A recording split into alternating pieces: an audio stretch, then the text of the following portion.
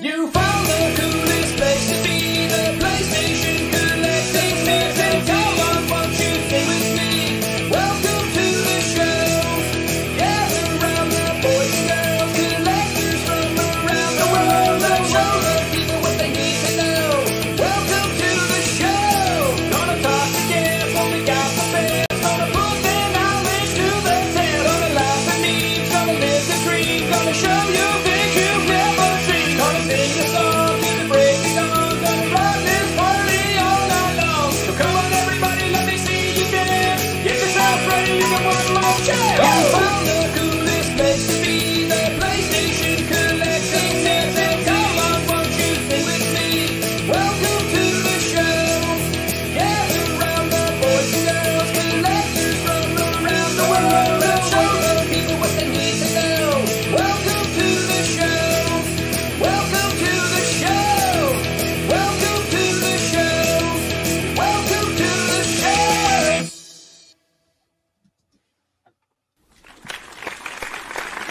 Hey, Hey, what's up? what's up, everyone? Welcome back to the PlayStation Collectors Podcast. This is episode number 45 of season 2. And tonight we welcome back Mr. Wright. What's up, Steve? Yo, what's up, man? How you doing? I just want to tell everybody, if you need to know anything about PlayStation 2, I have massed the biggest PlayStation 2 collection in North America and Canada and NTCSC place to be. So y'all know that y'all can talk to me because I know everything about PlayStation. Well, hello, Mr. Fancy Pants. Oh, God, I was laughing at that person. If you know, you know. If you don't, then you will find out later.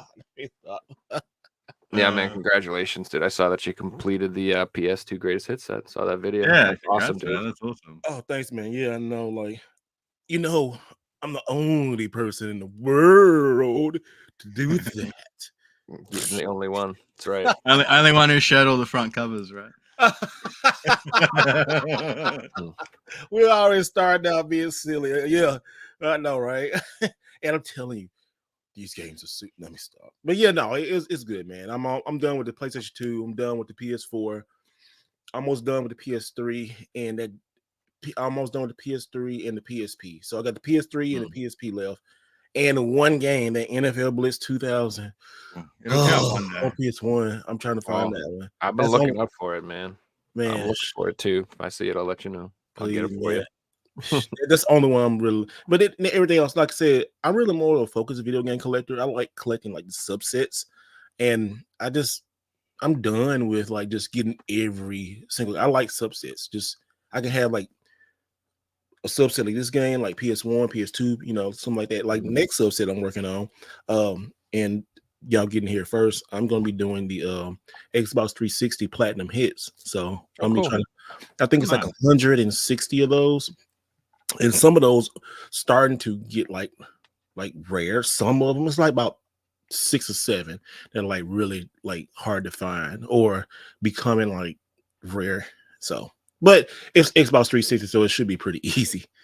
Yeah, most of them Yeah. you'd find will still be cheap and Yeah. readily available. I love collecting subsets in a different way. I love like getting all the Tomb Raider games, so like all the PS1, 2, 3, 4 Mhm. Tomb Raider games, and then one of each, and Yep. you know, all the Spyro the Dragon games, all the Gran Turismo games, and I'll be like, that's the Gran Turismo subset, or the Yeah. Tekken subset. It's cool. It just man, just getting like just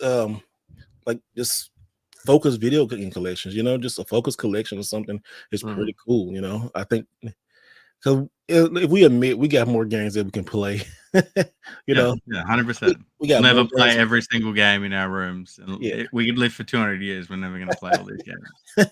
At least I couldn't install them all. Just by the time I don't have enough hard drives. I would need 35 PlayStations. I don't even.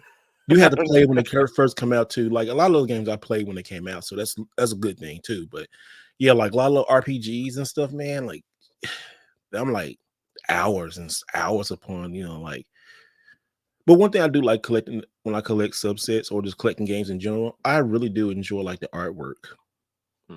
I'm just beginning to become a more fan of just like the artwork. It's like a piece of work of art. I love it, you know. I love like the artwork, like the manual, see if that's different and stuff like that. I'm beginning to get into more of that. especially of Japanese games. I've got certain Japanese games that They are I only so own beautiful. them because the artwork is amazing and it has a thick manual and it's Mhm. beautiful to own. I just like that Mhm. stuff. That is so cool. Yeah, and I was doing that, man. I'm starting to get like video game posters and stuff too. Nice. Into that. So, but yeah, man. But thank y'all for inviting me tonight. It's always good Absolutely. to have you Thanks back. for I try coming and catch your show every it's Saturday morning for me, so I try and catch it on my Saturday morning for Friday night for you guys. Yeah, we're gonna try to come back probably like the middle of January, just taking time off and a lot of things going on behind the scenes and stuff with people and stuff. So getting everybody rest and getting new ideas and stuff coming back. So it's gonna be good. Nice. Mm. I'm looking forward to it. I guess we had one show off, which is a change for us, but yeah, we're gonna change things up. Not next show, but the show after, we're gonna mix things up again. Will be season 3 of the PlayStation Collectors podcast. So it should be Okay. pretty exciting. Yes, congratulations, man. You're doing it. Am I Even getting with the little fired? hiccup, you're doing good. Yeah. We got over all the hiccups and things are going really well. That's awesome, man. I like it. I like it. Joe's been getting into some social media. Every time I get on Twitch, I see Joe Rad playing. I do. I see him all the time. I was like, this dude he be out there. I'm like, go ahead, dude. Go ahead. Yeah, play. I'm addicted to Beat Saber. That's pretty much all I've been doing. But You like that game a lot? oh man, I'm totally addicted to it. Yeah. Yeah, Yeah. that's really good played music. a couple of days ago, Joe, and it was such a banger of a song. I do like listening to music, and for me, it's like I do it for exercise too, and like I can't. I've never had fun exercising in my life, and I do playing Beat Saber. So I'll give it that. It's done something that nothing else has ever done. Like even though I'm really tired and I want to stop, I'm so addicted to it. I keep playing it. So yeah. You're probably looking really good and lost a bit of weight and feeling good because of it too. Well, I've lost weight, but I don't look good now. It's always good to lose weight, man. I'm like I said, I need to get Mm. I need to start working out some. I'm gonna start working back out. I say it's no New Year's resolution or nothing like that, but I mean got my little gym stuff. I found a new gym, started nice. going there and got some good weights there. I went there like 2-3 days ago. Sores all get out. My body said, "What are you doing?" I'm working out. Okay.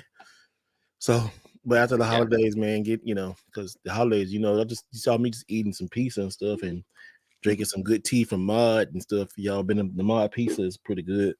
But yeah, man, I can't wait. The gym is going to be packed in a couple of days. Man, you know what? Thank God that I'm really retired and my only thing I can have to do is make YouTube videos so I can get up and go when I need to go. So I can go like at like 11 o'clock or like 1 in the afternoon. Yeah. And then people won't be there and stuff. I'm like, I got a whole gym, like not to myself, but you don't need like a good 90-minute workout, or you don't need to be in there 2 to 3 hours. But yeah, I know right now I ain't gonna be in there for no 2-3 hours. That's crazy. Like 1 hour is enough for me. If you're not doing it in an hour, you're probably doing it too slow and wasting your time. Unless you're doing cardio, maybe. Yeah. I like to get in there, work at a high intensity. By the time 60 minutes is up, I'm exhausted. How tall are you, Fizzy? 177. No, how tall? Yeah, 5'10". Okay. So yeah, you get 14. Okay, yeah. I mean, you don't need that. Yeah, you don't need to work out that long, man. You just get in there, high intensity, especially knock that stuff out and get on out and go. It's been a while since I've been into the gym routine, I'll be honest. We all gamers. It's been a while for most of us. And like the main reason is when I do things, I like to do things seriously. So I won't get a membership unless I'm like 100% committed to get back in, 3-4 times a week, eat well. Mm-hmm. That's the thing right there, man. As well. I'm slowly getting off of sugar. That's how you do it, man. That's how I've been losing weight. Just cut sugar completely. Yeah, I love tons of weight. Yeah, I love drinks, man. So that's the next thing I got to start getting rid of the drinks and the sodas and stuff. But I switched over to like natural sugar and slowly. Now, I haven't had like that white sugar in my house for like a month now, and it's been good.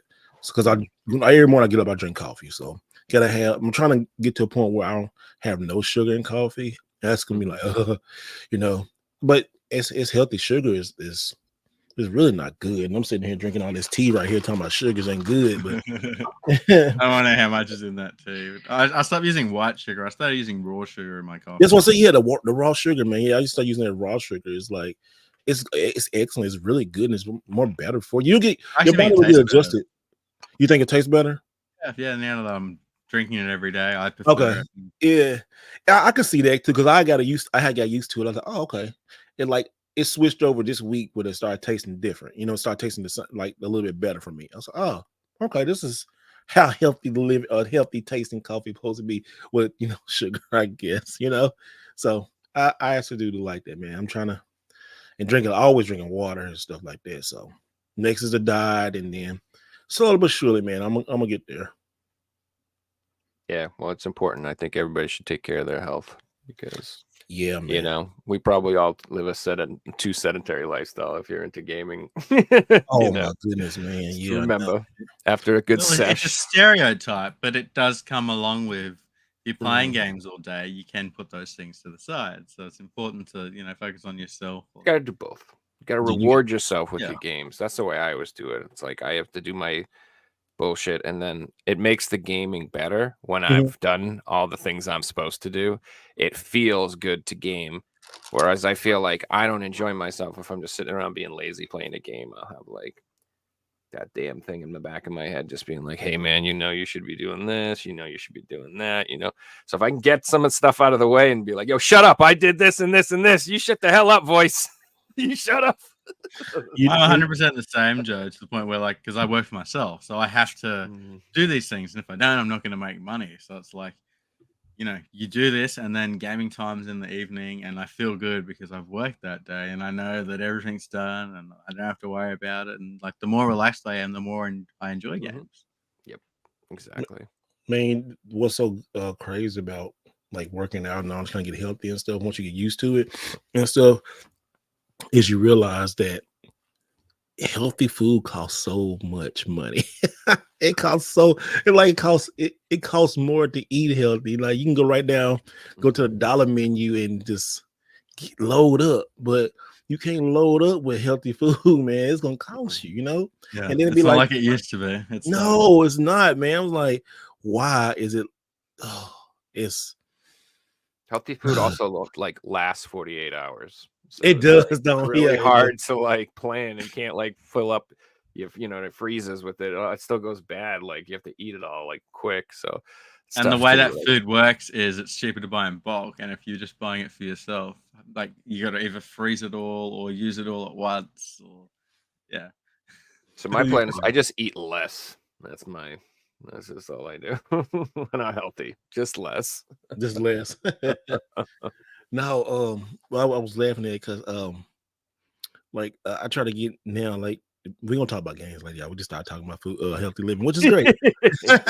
Now we always get off the rails here. Yeah, no, I was looking at stuff like Beyond Meats and just healthier stuff, vegan options and stuff like that, which is totally fine. I'm just looking at the price but the taste of something is good, but the price and then just oh man, it's like I can't complain because I buy expensive video games. So I really can't complain about expensive food, and healthy food for matter of fact, so yeah.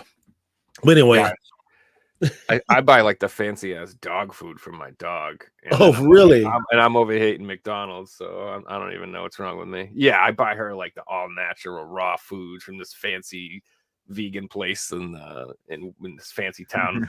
And yeah, well, I'm just I want my dog to live forever, which obviously she won't, but I'll give her the best food I can. And honestly, it's totally worth it because she's insanely healthy.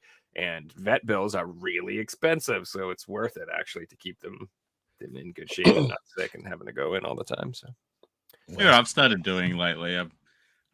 I do now shopping for groceries every single day, and I'll just look for 2 or 3 meals to buy, and I'm going for those reduced to clear items because I'm using them that day. I find they're still good, and you can have really good meals like that. I had gourmet pork and fennel sausages last night because they were on special, and if you cook them that day, they're still good. Do y'all have those meal delivery service like we have here, what was it called? Hello Fresh and stuff? Yeah, Hello Fresh and all that stuff. I've never used them, but I've had friends that do. So okay, yeah, they're pretty good. It's so weird with it, It just I like way we are now as a society, you know, like these healthy meals, which is a great healthy meal, but like just getting those meals already prepared and stuff is almost kind of cool in a way, but Mm. you're gonna pay for it. I would love to pay for a service, like have all my healthy meals done for the week and stuff like that. And I know it's places like that I gotta find, but yeah, I can cook, but I hate cooking. I just like, but it's so easy just to go down there and get something because when you eat healthy, you gotta prepare. You know, like Mm. spent all day cooking, like well, not all day, but cooking brown rice and putting brown rice into like separate containers. Then they'll give me some chicken breasts and stuff. Cook that up and then put that in there, and there's some vegetables and stuff like that. So I can have meals, pop them up and stuff like that. Mm-hmm. So you really gotta prepare. It's like collecting video games. You gotta put your aside a budget, know what you're gonna get. You gotta get the rare stuff. Sometimes if you want it, get healthy and stuff. It's almost kind of like collecting in a way. Yeah, and I think that's a really good segue to collecting, and like that's an important thing. And I'm sure you guys have been in this instance where you've gone out to say a convention or a garage sale or a game shop, and in your head you're like, I'm going to spend $200 and Mhm. buy these 3-4 games, and you find those, and then you find one game that's like $150 that you've been after for years, Yeah. and it's usually like $300, and then suddenly you're going to blow the budget on this one game, and it's like. Yep. Should you do that, or should you wait, or should you just not buy those other 4 games? It's one of No. those interesting things that happens to us. Ugh. I always say if you see something like that, get it because you never know you're gonna see it again. I just did it at a convention. I needed this. I didn't know I needed it for the greatest hits collection, but it was like this SpongeBob SquarePants game on the PS2. I didn't know it was super rare. It's not really rare, but real super uncommon. And I sold like 2 souls on eBay, and then I said, dude wanted $50 for it. I was like, he didn't want to trade. So I had to go and trade like a Wii and some other stuff to get the $50 and go back and get it. And he bought it. I did not see that game at no table at the whole convention. So I'm glad I had bought it. And that's like the second time I've done that. So if you see something that think this might, you buy it. Just buy it right then and there. And if you see another one or something, cheaper, buy it and then sell the other one, something like that. Because I don't like taking risks like that because you can go for like Neo Geo collecting. I'm doing that. Some games pop up and they be real undervalued. I'm like, oh, hold on, and you might never see that game again. I bought like Galaxy Fight, Galaxy Fight, and like I haven't seen that game sold only twice in the last 4 years. Not even on eBay. And my friend got one, and I got one. I'm like, that's crazy, Yeah, Yeah, you Neo gotta Geo jump is on one of stuff those like things. that. Yeah, it could be literally a decade before it pops up again, and it might have another dollar sign on the end of it. dude. Yeah. Again, please be a shout out for the 4 months in a row. You're awesome. Please be having a good Oh, day. look at you. Go ahead then. That's what's up. Got the 4 months on Twitch. That's what's up, man. Congratulations. Yeah, I've been getting back into Twitch streaming again. I used to stream like back in 2017, so I've streamed more in the last like 6 months than I have for like 3 or 4 years on Twitch. It's good. That's That's awesome, man. But yeah, I'm more like on the line of like I intend to have a budget, but if you see something you've been after for years and it's a great deal, there's no way I'm passing that up. Like there's no way. I'm gonna go with the thing I want the most, and if especially it's a good deal, like I'll go with the best deal. Like that's really what it is. Like if you put like 4 games in front of me, and I know that that's a $300 game and it's $150, and all the other games are $60 games for 40 or whatever it is, I'm like, no, I'm taking that good deal because I can try to get the more common stuff, or for even if I pay a little bit more for that stuff, I would do that. Do y'all Go before y'all buy a game like that? Do y'all check eBay to see if any game is on? I mean, is the game is there? Always. Before Yeah, you I'll buy it? never buy a game if it's a little bit cheaper on eBay. Like Okay. that's just on principle. I'll always rather wait if I can get something for a lower price, even if it's $1. Like my principle is, if it's cheaper, I'm getting the cheaper version. Sorry. Mhm. Like at the end of the day, I might get the game today, but in 5 years, a week means nothing. Waiting, where Yeah. some Yeah. people will make that postage thing. Oh, but I get it today. I'd rather spend the extra $20. No, you're ripping yourself off. Yeah, yeah. And the only time I would pay like more than an eBay price is if I'm trading. Like I don't mind trading. Yeah. I do that all And the then time. So, trading's like a bit different. like my local game store, their prices are usually worse than eBay, which is whatever, you know. But if I'm trading in a bunch of stuff, man. How much percentage do they give you at your game store? They do decent. They go by price charting, and I think they give like 30 or 40% depending on what it is. So Okay. it's not terrible. It's not It's a usual rate. Yeah, it's fair. You know, sometimes I do better on the deal because I get games cheaper than even what price charting is, and sometimes I don't do as good on more desirable stuff. But it's all about the convenience and the relationship. Yeah, And, it definitely is. Yeah, so I find that can work in your favor really well for my purpose, like doing eBay. If I get games that are less than say $7, getting 30% is awesome because I can't get 30% selling it online with postage and fees. So yeah, if I get 50 of those games, suddenly I'm getting like $200 where I would have only made like $50 profit on eBay. But the expensive games, the profit definitely better to just sell it by yourself. So I just personally love trading in a bunch of games I have no passion for and walking out with something I'm like, hell freaking yes. Like that's all day long. I monetary, I don't know. I'm not really into this for making money. I never have been. So I've just been about collecting and just getting the stuff I want. That's what's up, man.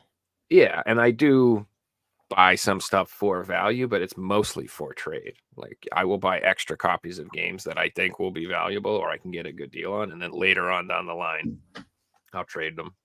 You know, like I got a bunch of Castlevania Requiems because I just feel like down the line, who's that Symphony of the Night and freaking Rondo of Blood? Like I just can't see how like anybody who missed that down the line, be like, oh damn, that did come out on that. I'm like, yeah, I got you. I was telling people to buy that day one because there's no way this is not going to be more than what it's retailing for down the line. Is it going up?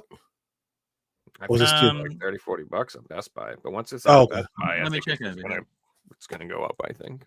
Yeah, you know, the only thing I don't like about the game is just they changed the voice of Rick. I mean, what you call it? Is it Richter? Yeah, Richter Belmont. I hate how they changed his voice. Why? I don't know. I just like the original voice on PS1. No, I agree with you, but why would they change it? That's weird. Probably the actor maybe died. Maybe they got it cheaper. I don't know. You know, just like they changed the voice a Solid Snake, you know, on number 5.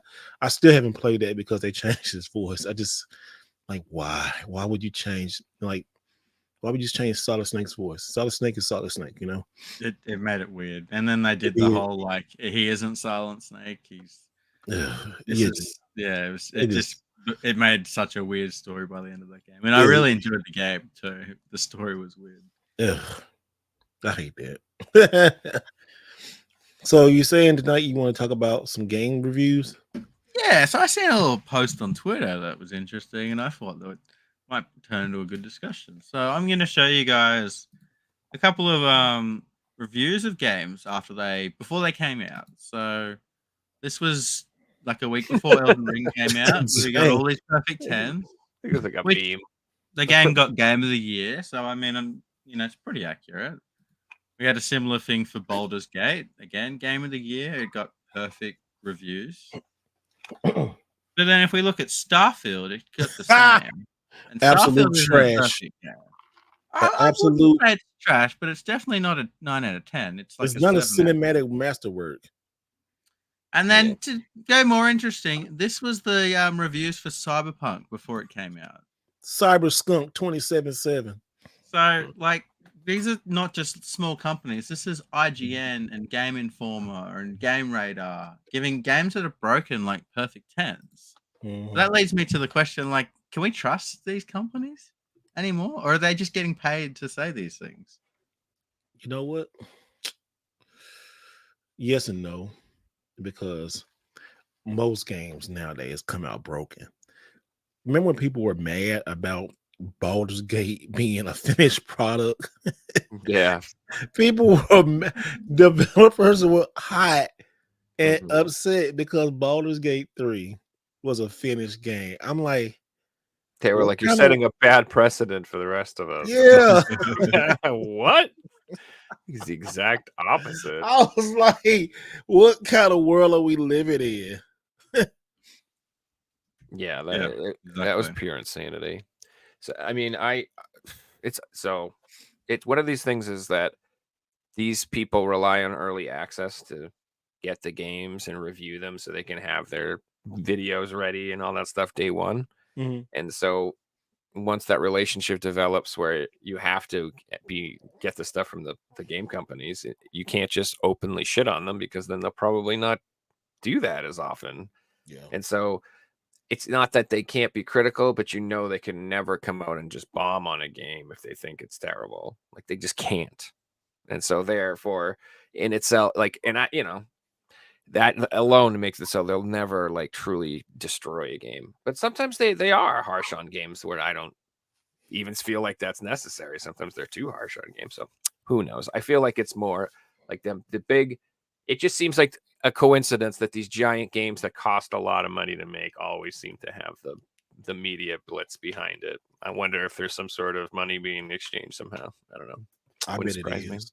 I want to add one thing. I'm not 100% sure on this, but I've heard from people, and especially like smaller reviewers who only have small followings and things like that, that when they've been given copies of games, they're almost like given basically an NDA where they have to say good things about the product, and they're not allowed to say bad things about it.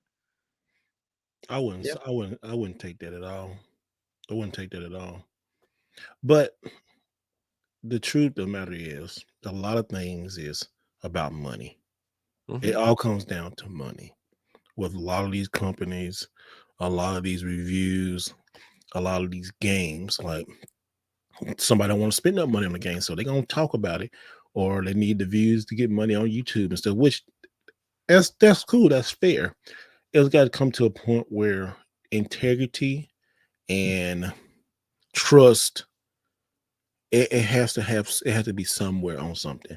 You can probably negatively talk about the game, but you have to do it in a professional type of way.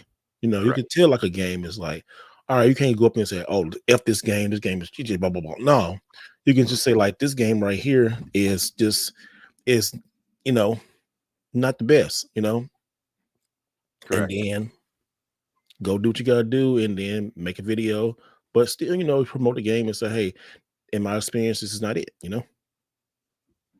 I think you hit the nail on the head. It's like you have to be professional if you are a professional. You gotta be. First You of all, gotta and, be. and you can't come out and insult people and crap on people too much because people will take it personally. And in general, I think that's like a huge problem with a lot of critiques and people in our society in general. It's just that like nobody knows how to express themselves in like a mature way, and it's like Yeah, they 90 don't. like 90% of the people online, like their argument is like, oh yeah, well I'm right because I'm smart and you're wrong because you're dumb, dummy, you're dumb, you're dumb and I'm smart, so that means I'm right. And that's like basically the fundamental basis of their entire argument. And it's like, It's okay, not like oh, like you have to okay, like yeah, kids at a playground. No, yeah. it's like And it's like the stupid argument of what game system is better. Like, oh, Xbox is better, no PlayStation better. Like, who cares? Really, in the end of the day, nobody cares. It's a computer box. You put it in plastic and you play the game. It really don't matter. In the end of the day, if you like a certain platform, that's cool. But I don't get it. I just don't. I'm like, well, that's a huge problem too. Is like I don't understand why people have like they pigeon them holes into this. Like I have to like or hate the other. Like you can like two things. I never understood that at all. Like you can like Coca-Cola and Pepsi. That might blow your mind, but you can go to the restaurant and be like, "What do you have?" I don't give a shit. Put it in my cup. I don't care. no, You hey, don't It's like when you have see to- people hating on Sony or PlayStation, so Sony or there's Xbox no or war. Nintendo. There's It's no so crazy. war. There's no battle lines. You don't have to like, I really don't like, I love obviously Sony is like my favorite. Like I prefer that because of the games and the history I have with it and the memories. But I love Nintendo and I love Xbox. I am 100% getting an Xbox. The Series X, so they're like dropping like 350 for the disc version right now, something like that. I gotta get one soon. That's a good price. It's like I'm gonna pick one up. Like, no hate at all. Like, I want to have it all. Like, I love my 3DS collection. I like my Vita. I like my PSP. I like all that stuff. I don't get that whole you have to, just because you like something means you have to dislike the other thing. I don't get it. Like, I used to feel that way when I was younger. You know what I mean? Like, I did. I was like, do you like Burger King, McDonald's, motherfucker? Who are you? I need to know. Do you like Sega and Nintendo? Do you like you need to, like, these choices mattered. Like, that's just an internet culture thing. Like, you have to pick a side. And you know what? And these people don't give a care what side you pick. No. They are people. You know what? I'm gonna tell you a little secret. PlayStation, Nintendo, and Sony all work together. They all friends.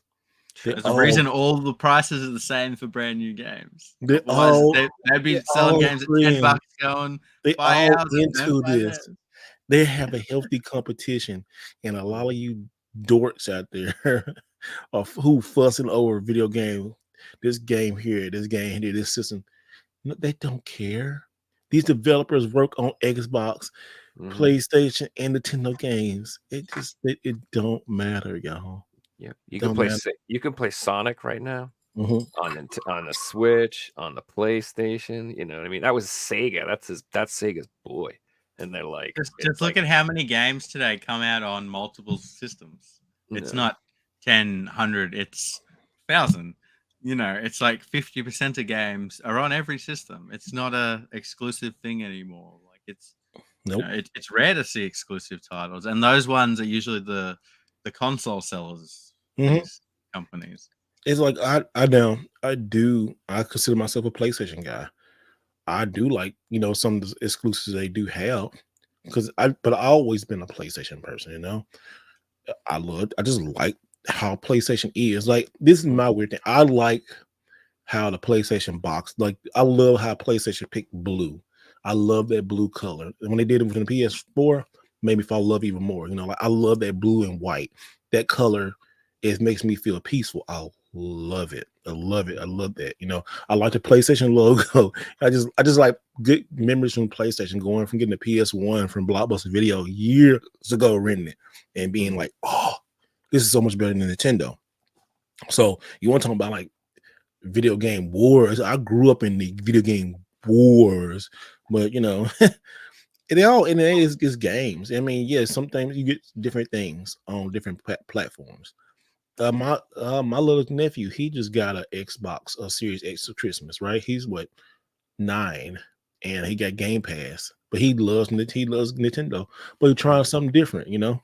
Growing up with games, my brother gave him, you know, or Santa brought him something for Christmas. And it's good to see that little people just get out and play games. This is what it's really about. I don't really look at people on the internet. I mostly, when I see stuff like that, I block people. I don't even want to see it. It's just so wasted energy and space. People like, oh, this is better. Like, nobody. Okay, it might be better for you. That's what it's better for you. But just because it's better for you don't mean it's better for me. Correct. No, that's a good point you bring up, Steve. I've been doing that a lot lately on Twitter. Anytime I see someone post something that not that I don't agree with, but an agenda that I don't want to see, like a negative, I just block it because I'm a positive person. And I'm noticing my Twitter feed is becoming more and more positive. More and more. Yeah, man. People go to Twitter and like Facebook, and especially like Twitter and Facebook groups, as we talked about earlier when we started the show. Some people have this crazy ego and think they're just always right, you know. It just, I don't get it, man. Life's too short to be like that. And some of these people are grown people, are grown adults, arguing with people they don't know on the internet about plastic. How sad is that? Plastic, like games like games like this, like plastic that's green, they got art on it. Why? I don't know. Dude, I love the green. I think that I love it. I'm actually proud of myself. I've been on Twitter for a year and I have yet to get in any Twitter fights with anybody. I just like I don't engage. Your And, time like, will come, Joe. Facebook Well, is worse. Facebook is bad. The Facebook private groups are bad. I wish Facebook would like open up every private group and you can get in there and beat what you know, and just see what people talk about. A lot of people calm down because they think nobody gonna see that and stuff or doing, people are just weird on social media. That's why I really take myself off. So I'm slowly just taking myself away from social media and stuff like that. I don't, because you be on Facebook and that's so unproductive. It's so Especially unproductive. Facebook. People are especially, so unhumble. A lot of collectors. It's like so cringe to watch some of these posts that people do. Like, oh yeah, we were talking about that PlayStation 2 collector. He's something else. He just think he's shit don't stink. He think he the best in the world. Like, dude, come he's down. not the only one. I've seen that throughout the years of multiple people. Like, Yeah, a lot of being a people. bigot on like I'm this person. Like, who cares? You spent money on your collection. What did it do? It's not like you're a marathon runner and you're showing us all the marathons you've run. It's a different type of achievement. You've spent money. Okay. And you know what? Like, as collectors, we're all proud of what we have. But it's a way, like I say, it's a right way to do stuff. You don't put yourself up there, like, you don't brag about yourself. You let other people talk about stuff, and you invite people in to talk about your collection. Everybody want to see people collect. Sure, people love to see other people collection, but you go in like, oh, I know I'm the only known collector to do this, or I'm like, shut up, just shut up. No, you're not. Just be humble, be happy that you be able to collect games. Let me tell you like this: if you went blind, what would happen then? You wouldn't be able to play no games, right? They're worthless. Like, They'd be worthless. Yeah. So people gotta start thinking about stuff like that. Like, like me, I almost died a couple times. What if I lost my hands? I couldn't play games, but I didn't. People need to just calm down with all that nonsense. Like, lucky that you wake up alive, you can go buy games. Some people can't even buy games. Yeah. Some people don't even have houses or TVs. Okay. People don't realize how blessed they are. They don't realize it. They just go in there and just, oh, I got this, and this. Okay, that's good. Or they see somebody else being happy about their stuff, and here they come. Oh, well, look at me. Look at my stuff. I got more than you. Like, when did this come to a competition? I think I want to add one thing that, like, a lot of people will get on social media and share their pickups, which is fun. There's like, that's great. Like, there's groups set up to share that, and people want to see that. And like, I'm in groups where there'll be some guys who will spend thousands of dollars a month, and they're posting 50 games, or one guy that will, myself, I'm posting one game a month, if that, I'm picking up. And it doesn't. There's no judgmental on if you've got lots of games or if you've got none. And yeah, like, I find that, I'm not trying to single people out, but if you do want to brag about your collection and you collect all these things, well, like Steve says, make a YouTube video on, here's all the games on this collection, and if you want to hear about it, here's the information.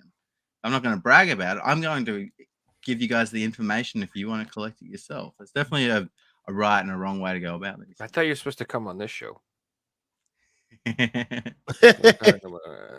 Flex your shit. It's like, yeah, man, just like this.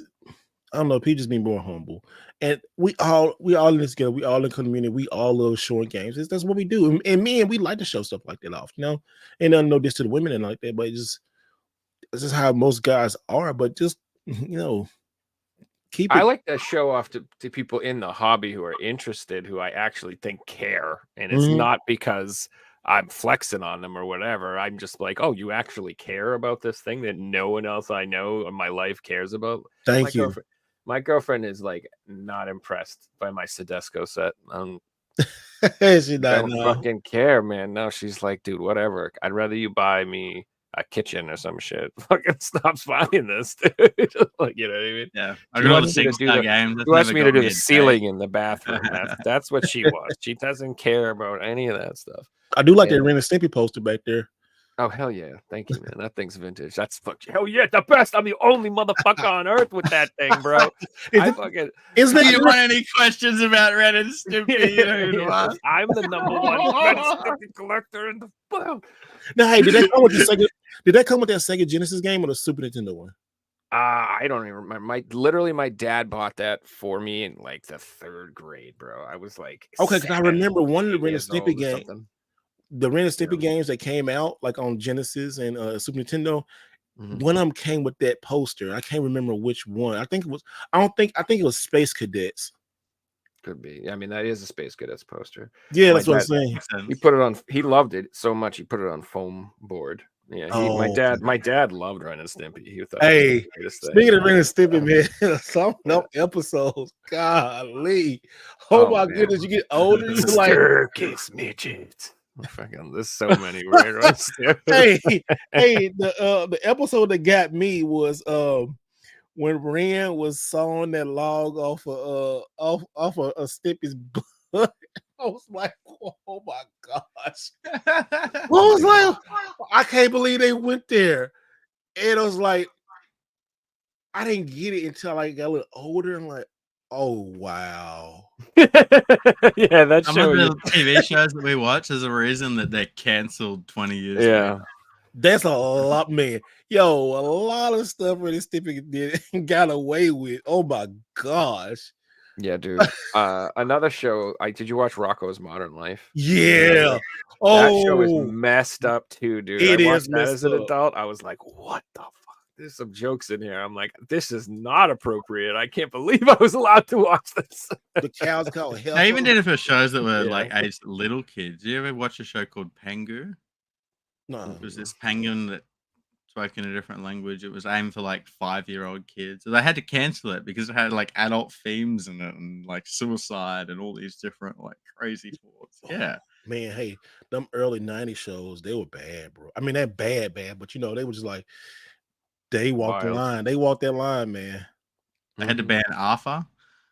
Who? I used to watch that when I was a kid. Is that- Arthur? The The rabbit. Anteater? Yeah, yeah. Oh, Arthur? The what? Yeah. You mean on the Apparently Pink the Panther? themes blah blah blah and it's banned today. Oh, no, okay. I tell you, the coolest cartoon of all time, I love it. It's the Pink Panther. Man, that cartoon was so damn cold, man, and the music. That's the only cartoon they I think I remember hearing the Pink Panther speak at least probably about less than 10 episodes. But anybody can watch Pink Panther and still get it because the music, the story, it just like, and then that Joker's so cool. He'd be walking like this.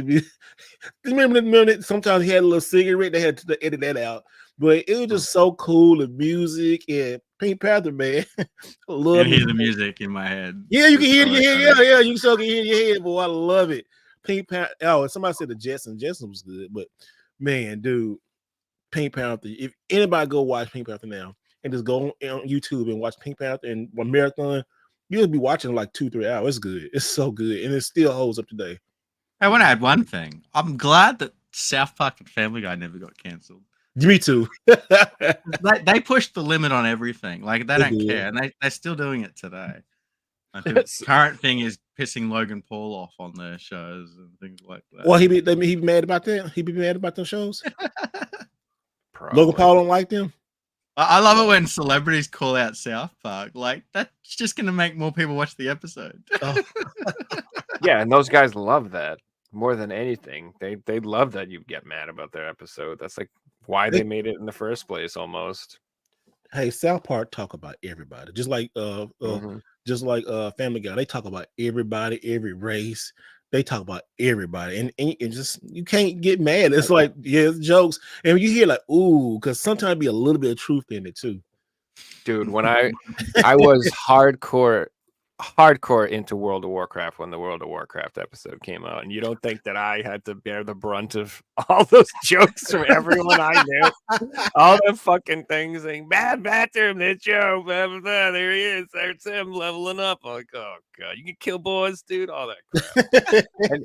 and what was annoying is I was that guy that I was like, well, actually, that was wrong because this weapon isn't available in the expansion. I was feeling like, I was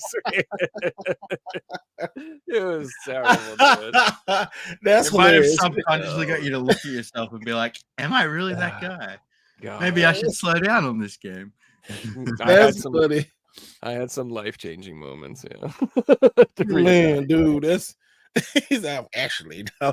I felt that too because it's like I haven't played Water. Matter of fact, I haven't played it, but I saw a expansion pack of World of Warcraft at a Goodwill the other day for like $5-10. I'm like, dang man, that game had dropped. But I do you remember Guild Wars? Yeah, Yeah, I like yeah. Guild Wars. My brother, he played Guild Wars, and I was like, I couldn't get the. I ain't gonna say ADD, but I just cannot sit still. I gotta have something, engaging. And I know that game is probably engaging for you guys, but I just can't sit there and be like click, click, click, click, click. Boom. I can't. It just like I know it's more to that, but that game don't resonate with me. It just Yeah, doesn't. I think the thing about those games is the gameplay is half of it. The real part of the game is playing in a team, being communicating with your team, and that's the game. And you play because you want to talk with your friends that you talk to every day. And what's going on with the we're all going on a raid in 4 days. So we got to plan for the raid and working as a team. What gets you into those type of things? Okay, I can see that. Man, that's cool. The social aspect is the biggest draw, or at least was for me, and I know that for a fact because it's like I played with all my friends that I loved to play with for years and had such fun. Took a little break, came back to the game, and played with a group of people that I didn't know that well, and it was okay, but it was not even remotely as fun as playing with my boys, like playing with my homie, like because that shit's funny, dude. Like. We used to how we would like the tank would like purposely turn the boss towards somebody and the dragon would roast them just to be a dick and stuff. And we'd all be dying laughing. You know what I mean? Like, you know what I mean? Like you'd be like, dude, get away, dude, get away. All right, fine. You just turn them like, poof. I told you you're going to get one shot. I told you you're going to get cleaved if you don't move. And he would just, if you know the people and it's like, you know what I mean? It's 10 times funnier. Like, I don't know. Yeah. My experience playing PUBG was the same. I loved it. Played it for years. Stopped playing it, came back, and my friends aren't there, and I'm having a crap time, So I realized it wasn't the game that I loved; it was playing with my friends, and that experience is hard to replicate. It would be like abilities where, like, if somebody was like does it wrong, it would kill everybody, and like we would know somebody sucks. So like if somebody got that, we would like bubble them or some shit and be like, just get out of here. Screw that guy sucks. And we'd all be laughing because we wouldn't even let him try because we knew he'd kill everybody. Stuff like that's funny, man. Like, oh, dude, unless it was me. And then I'm like, oh, shit, this is not funny, man. I had a problem on one fight. My internet was like crapping out on Heroic Lich King. And like, I killed the raid a bunch of times and like had a panic attack. I was like, I can't do this. I want to sit because I kept freaking killing everybody. Dude, my two favorite PC games of all time. I love Command and Conquer Red Alert. I used to play the shit out that game. And SimCity 2000. Oh, love SimCity, dude, and SimCity 2000. Hell yeah. SimCity 2000. It was just, I don't know what it was. I don't know if it's because it was a Millennium game 2000, but whatever. But man, I played so much of that. I played it on PC and I played it on PlayStation 1. And that's it. Actually, that's like in my top 10 of PS1 games. Both of those games, because they both on PS1. Command and Conquer Red Alert, and it was so good. I don't know what it. Me and my cousin used to play this the heck out of that. It was that point where all those like turn-based or those point-and-click games were coming to PS1 and on computer at the same time. So my cousin had a computer and I had the PS1, and we were just seeing like how would it be different on this system and and how would it different on the PC and stuff. And we were going back and forth and noticing the differences. And like right now, it was just. Those two games was so good. I was like, wow, I loved it. Because that was just when PCs really kind of started like getting good games, really good games and stuff. He had Diablo and and all that kind of stuff. StarCraft and Age of Empires. Age of Empires. Civ came out. Oh, I remember that. I never played, but he had that. Did you ever play Dawn of War? I actually own the PC game, but I haven't played it.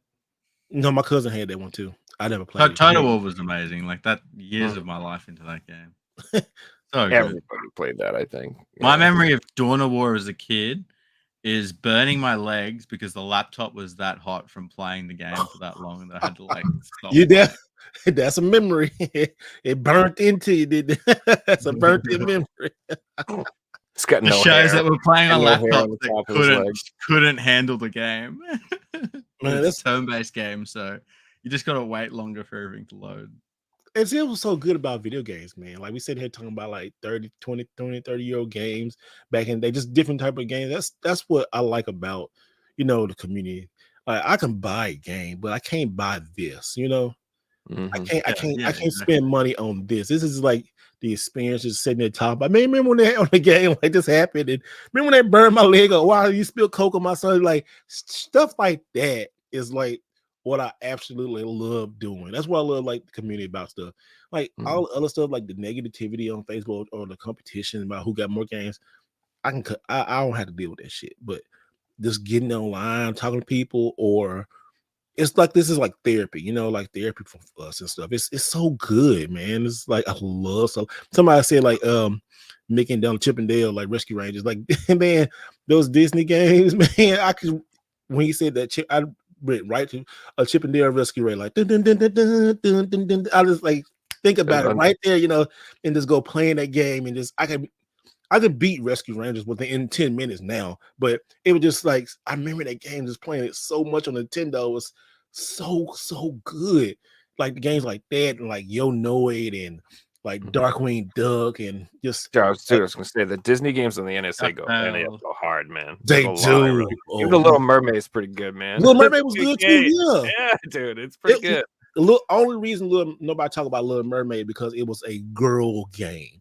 No, that Little Mermaid game was good. It was really good. Like I played them on PS1. I really liked Disney Tarzan. Love that game on PS1. And Hercules. Did you guys ever play Hercules? Hercules is good. Hercules is really good. It's such a good game. Like DuckTales. DuckTales 2 is really, I don't too much care for it. I don't really care because it's expensive. But DuckTales 1 is so freaking good. Once you like learn how to play it in the pogo jump, and then like you get Scrooge McDuck next to like the rock, he do that little pogo thing and he swing and like stuff come out. I love it. And then like you do like little tricks where you're like you about to fall down a hill, or like you wait till the enemy jump in a hole, then you jump on the enemy and then jump out the hole. Like stuff, just little things you can just do in that game. It's the music is so good. DuckTales is so good. I had DuckTales on the Game Boy as a kid. I think it's the same game as on the NES, but a little bit, Yeah, I think it was like a watered down version of the game. But I remember these massive levels on the Game Boy, and like as a kid, that apart from Pokemon, it was like the most full on game I had on the Game Boy because all these other games are just, like really, really basic stuff. And yeah, DuckTales blew me away. Dude, you know who misses the Game Boy more than anybody? Who? Fucking Duracell. Oh man, yeah. Duracell used to be everywhere. And Energizer. And they got Xbox controllers. They still got something. They do, man. Hey, man, like, oh boy, when you like playing, I know all of y'all done when y'all hit a Game Boy and you see that red light slowly get to die, but you still anxiety, man. The anxiety. Like, and you try to shake it, and then the light come back on. You're like, let me get to save point. And shaking like, and it just went out. It's go, yeah. It just goes out. I'm like, and it just fades away. And like, oh no. Did you ever have like one set of batteries that was better than any other battery, and you could like leave them out in the sun and they would charge themselves? Yeah, I put them like in the refrigerator, in the freezer. I didn't know how it worked, but I had these one set for like a year as a kid. I thought they were like magic batteries that just keep charging. Man, dude. What do you think about the power required to run a Game Boy? Would be like 0.1% of the battery. Remember when the Game Gear came out? Then people it was like, oh, this would be better than the Game Boy. Then you get you play for an hour and it just drain it. Destroy batteries. You destroy it. Yeah. Well, hey, did it take like 6 batteries or something? Yeah, it took 6 batteries. The Game Gear took 6 batteries. Crazy. It took 6 batteries. It was nice. Game Gear was nice, but it was. Everybody who went after Nintendo in the handheld market got destroyed because the games and then all the battery life too. I remember when I had every version of the Game Boy, but every time a new Game Boy came out, I remember when the Game Boy Pocket came out, and then when the Game Boy Color came out, it was on. It was like, what? you could pick your little color pattern and stuff like that. I was like, it was over. And then when the Super Game Boy came out on the Super Nintendo, man, dude, Dude, so that's many what people. that's what I love. I hope Nintendo has the same attitude where they keep the backwards compatibility thing going with their portables and stuff. I really do. Like, I like that they used to do that with the Game Boy player, the Game Boy Advance player, and the GameCube, the Super Nintendo player, and the Game Boy player, and the Super Nintendo. All that shit. That's so cool, dude. It is so cool, man, dude.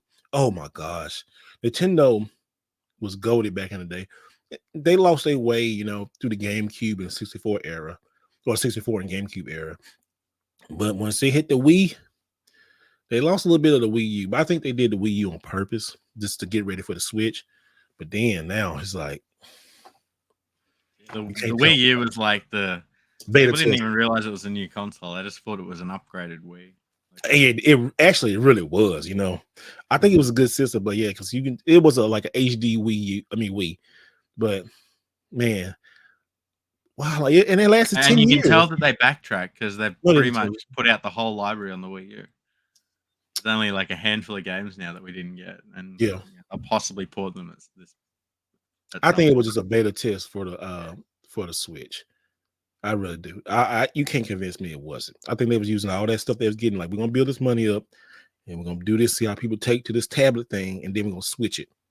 Like, and let's talk about this. Like, right, Xbox. How Xbox now is kind of they might do the same thing. You know, not as a new controller, but a new system. The Series X, you know, it's now $350, but next year they probably stop. We need to see what PlayStation gonna do. Whatever PlayStation bring out a Pro, I think they're gonna bring like an Xbox Series Pro or something, and you know, because they want to compete, but they just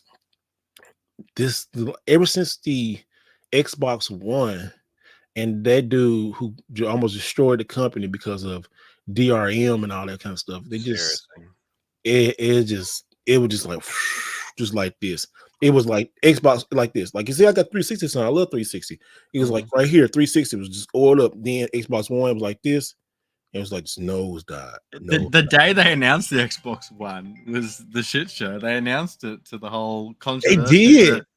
Online only. You're not going to have discs. Thinking that was going to work. Like, not at that time. But their vision is coming true now. You know, hey, Xbox, like I said, Xbox Game Pass is a beautiful thing, but I mean, I don't want Game Pass forever. And Sony, in a way, kind of proved that you don't need that, because remember, this people's like, why you don't do what Xbox doing? And PlayStation said, well, we value our games more. Like Baldur's Gate 3, people like, I'm not putting Baldur's Gate 3 on Game Pass. You're gonna buy this, and what happened? People bought it, you know. So everything don't need to be on Game Pass, but Game Pass is great. Game Pass is really, I love it, but Game Pass is overwhelming. It's like having a lot of games in here that we ain't playing really. This is like Game Pass, you know, like we had. You know, I would add that Game Pass is the best thing for gaming that Xbox has done for like the last 15 years. Absolutely amazing. It's dug themselves out from what you were saying. Like, they dug their hole with the Xbox One. Well, Game Pass pulled them out. And got people like me and Joe who went into Xbox going, actually, that's a good deal. I'm going to buy it on my PC, or I'm going to get an Xbox, because suddenly I only have to spend $200 to access every single game. Like, that's a really good deal. That is. I could play Game Pass in my Tesla. That's crazy. That's like crazy. You know what you can't do in your Tesla? Play Disney. I know. Did they take it out? Did Disney take off from Tesla? Elon Musk removed it. He did. He moved Disney Plus. Yeah, they stopped paying for Twitter ads, so he removed them from Tesla. I gotta go check out and see, because oh man, he gotta be petty like that. That is pretty petty. That is pretty petty. I love it, bud. I love it. So I love my. I love my Tesla. I don't care what he do, long as he keep making them nice ass cars. I don't care what he do. That ain't my business. I'm just like, as long as you keep my car updated, bro, I'm good. I'm good. Yeah, what I was gonna say about the games being devalued and stuff, like PlayStation, like they tried to do the Game Pass thing. Like, do you remember that new Oddworld game that came out? Yeah, they tried to like release that and put it on like Game Pass and PlayStation PSN and like day one or whatever, and it like annihilated the sales for that game. And the company was like really upset, and like they barely sold any, and they got discounted insanely fast. And now you can get the collector's edition for cheap, and it was a disaster for them. So it's like Sony, to do this, Sony have to take a cut themselves, and it has to be one of their own IPs where they've gone to this company. We're going to pay for the IP, and it's going to be free on Game Pass because we're going to make the money from like PlayStation Plus, and that's where the profit will be. It'll be like a new Spider-Man game or a new title like that, and that's what it has to be because you can't come along with some hidden underground game and be like, by the way, guys, this is the new title that you get with PlayStation Plus when Xbox have got their new AAA Starfield or the new Elder Scrolls game coming day one, not just coming soon. It's the day it's released, you get it for free. Also, it's as much as Game Pass and subscription services are really good for the consumer, they're not good for the industry, and it's going to have this similar effect to the music industry. Like musicians were making more money in the 90s and 2000s selling way less CDs and stuff than they're making off streaming. You're making pennies. So like almost the whole music industry is like, it's like they make some off streaming, but it's really about ad revenues on YouTube videos and then ticket sales and merch sales and stuff, which is why if you see a lot of these limited game companies, like it's not just about the games. Like they're like, you can get a hat and a shirt and a board game and a plushie and a keychain and a thing. So like there's the merch that that is like a huge part of the gaming thing too. So it's just it will take money away from the creative end of it. It's going to be harder for them to make money. Yeah. So that's why I'm just see less things like Stardew Valley where it's release one physical, creating a game. Release physical and do stuff like that, and then put it on streaming. Like make it like I think it should be the opposite. Like I think you should day one you should have to buy the freaking thing, and then you'd have to wait to play it for free on Game Pass. That's how I think it should be if I was selling stuff. Like Baldur's Gate coming to Game Pass in 6 months or something. Would be a big deal. Yeah, and that'd be great for Game Pass, and that'd be awesome. And they've already made their money, and they've already won their awards, and now it's cool. You should throw it up on the service. But that's kind of what Sony does to an extent. Maybe a couple of years down the line. Like you do get big games going to PlayStation Plus, but it's 3 or 4 years after it's come out, and that's not good enough. It has to be when people are still playing it so they can join the multiplayer and 6 months or something. Yeah, not years. It's got to be a reasonable amount of time. Yeah, I agree with you there. Hey guys, we're about halfway through the show. You guys ready to play the Figsy quiz? Uh-oh. You doing it still? Okay. Let's do it. Always. A little bit different today, but it should be a lot of fun.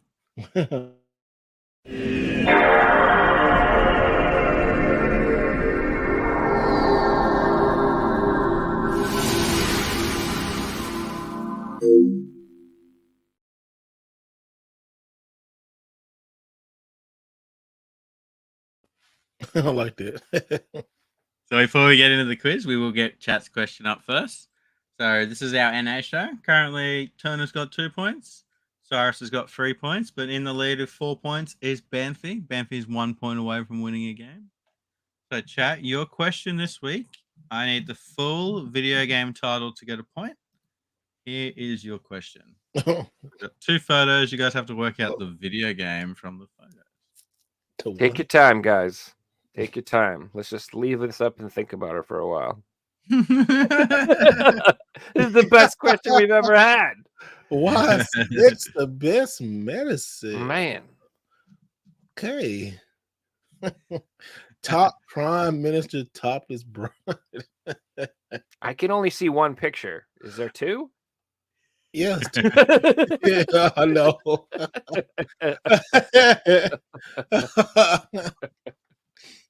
All right. While we're doing that, I'm just going to refresh my off on today's quiz. So today's going to be a little bit different.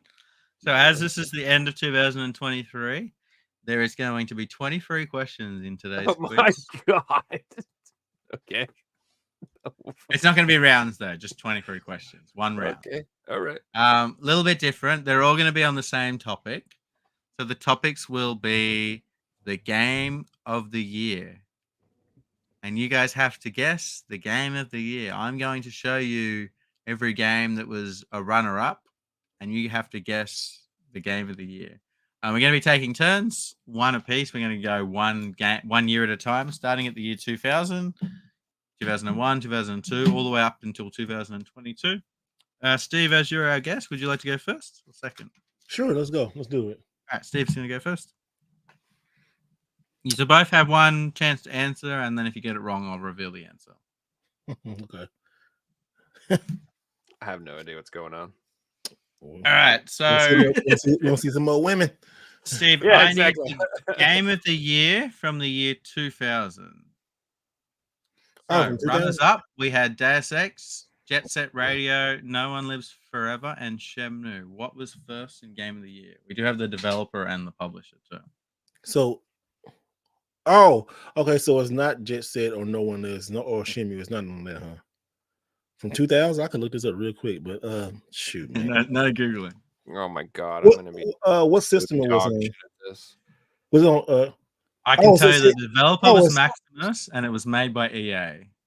Oh, Maxis, and was it Maxis Electronic Arts? What's that game? Mist. Wasn't Mist. It wasn't Joe, Mist? you know this one? No, dude, I'm not gonna know any of these. I don't know what year it is right now. You want me to know what Oh my god, dude. I partied so hard from 2000 to 2012, dude. I don't remember anything. The first one was. Hold on. It's GoldenEye, baby. Not GoldenEye. First one was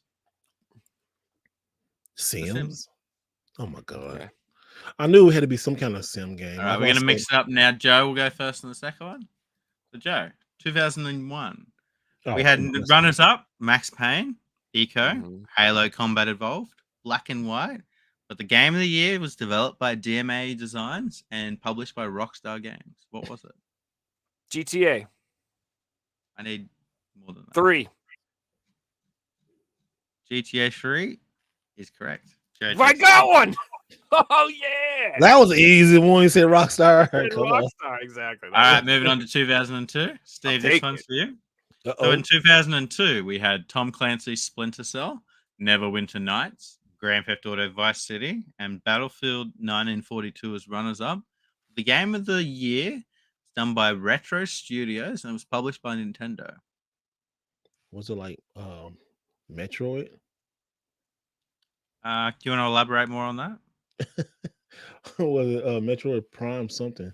Was it Prime? Metroid Prime is the answer. Yeah. Oh, Nice, dude. Nice job. Well, you just saw the second game. He saw Star Wars. no. He saw Star Wars on the other one. All right, let's skip the next one. 22 questions. 2003 was Star Wars Knights of the Old Republic that I stuffed up there. So we will move on to 2004. And Joe, you'll be going first here. Okay. 2004 runners up were World of Warcraft. Some good years. Look at this. You know I was only playing World of Warcraft. Grand Theft Auto. Valve. Oh, it's got if it's Valve. Burnout 3, but the game of the year was a Valve title. Yeah, that's got to be Half-Life 2. Yeah. Correct answer was Half-Life 2. Yeah, I knew that. I mean, Valve only comes out with a game every decade or two, so that's not fucking that hard. It's not like all right, moving on to 2005. Category to choose. Steve, this one's for you. So the runners-up were the movies, Guitar Hero, God of War, Animal Crossing Wild Worlds, but the game of the year was done by Team Eco and Sony Computer Entertainment. Ico was game of the year in 2005. That's the the people that made it. Yeah, I was saying, but that's only people who made it. I can't remember that. That's I don't remember. I thought it was just Ico. Shadow of Colossus on there. Yeah. There you go. Correct answer was Shadow of the Colossus. Steve, yeah, that's what I was like. Yeah, I was thinking Ico and Chicago, both of those. I was like, huh. Yeah, Shadow of Colossus was because it's got the greatest hits. And that is a damn good game. It is. All right, we will move on to 2006. Joe, you'll be going first here. So in whoops. Whoa. You need to pull the answer up. Did you put an answer up? Where's 2006? It mustn't have come over. Give me 1 second. I just need to import it. Okay.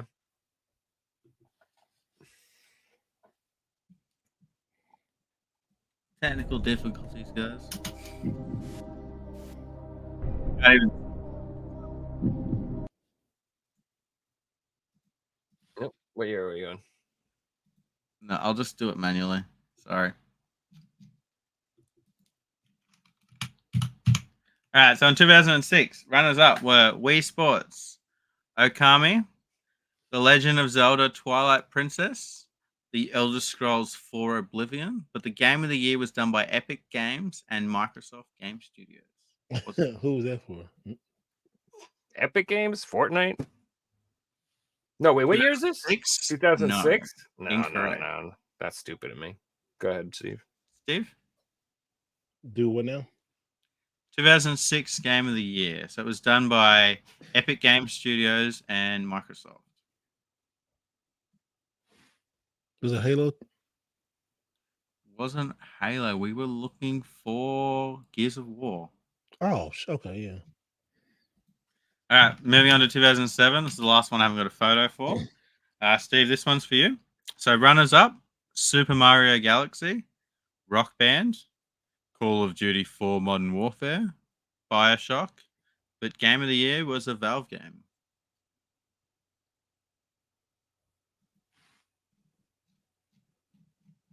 Who's that for? 2007. Oh. That's That's for your me? question, Steve. Yeah. Oh, so my question. I'm sorry. Okay, say it still again. I thought it was yours. My bad. Go again. So we got a Valve game in 2007. A Valve game? Did you say Half-Life 2? Well, I mean, not Half-Life, but is like Half-Life 2 was the answer for 2004. so they came out with was it Portal 2? I'll give you a point. It was Portal 1. Oh, Portal 1 came out? Oh, I thought Portal 2. I only see Portal 2. All right, Joe, you have 2008. Let me see if I can pull the right year up. So in 2008, runners up were Left 4 Dead, Little Big Planet, Grand Theft Auto 4, Fable 2, but the game of the year was a Bethesda title. Yeah, it's got to be Skyrim, baby. It was No. not Skyrim. I know, then it's the other one. Damn it. Steve, what was game of the year in 2008? Let me get the question one more time. So it was a Bethesda Game Studios title, and it's not Skyrim. Oh, Don't give him no hints. it was Skyrim. No, it wasn't Skyrim. Was it Elder Scrolls? Wasn't Elder Scrolls 4? We were looking for Fallout. Fallout. 3. Yeah, it was Fallout. Ugh. All right, moving on to 2009. Steve, this one's for you. So in 2009, we had Dragon Age Origins, Demon Souls, Batman Arkham Asylum, Assassin's Creed 2, but Game of the Year was a Naughty Dog title. It wasn't Last of Us. It was not The Last of Us. What? I thought it was Last of Us too. Joe? It's not Last of Us. Oh shit, Naughty Dog. I thought it was Last of Us. I don't even know their games, dude. I know nothing fucking Ratchet and Clank or whatever. Was it Watch Dogs? Did they make that? It was a little game by the name of Uncharted 2. Oh yeah. Whatever. You have heard of that one. What I see now, I remember this says Game of the Year. I got it up in there. It says Game of the Year. I like, oh. I know, but yeah, Last of Us came to my head as well. I had to look at the answer and be like, oh, that makes sense. All right, Joe, this one's for you. We move into 2010. So in 2010, the runners-up were Mass Effect 2, Limbo, Call of Duty Black Ops, Assassin's Creed Brotherhood, but the game of the year was done by Rockstar Games. What was it? It's GTA 5? It's not GTA 5. Steve? 2010 game of the year by Rockstar Games. Red Dead Redemption? It is Red Dead Redemption. Steve takes another point. Nice. We will move on to 2011. Steve, this one's for you. So in 2011, we had Portal 2, Deus Ex Human Revolution, Dark Souls, Batman Arkham City, but the game of the year was a Bethesda title. Yeah. But there's the game. I'm trying to think.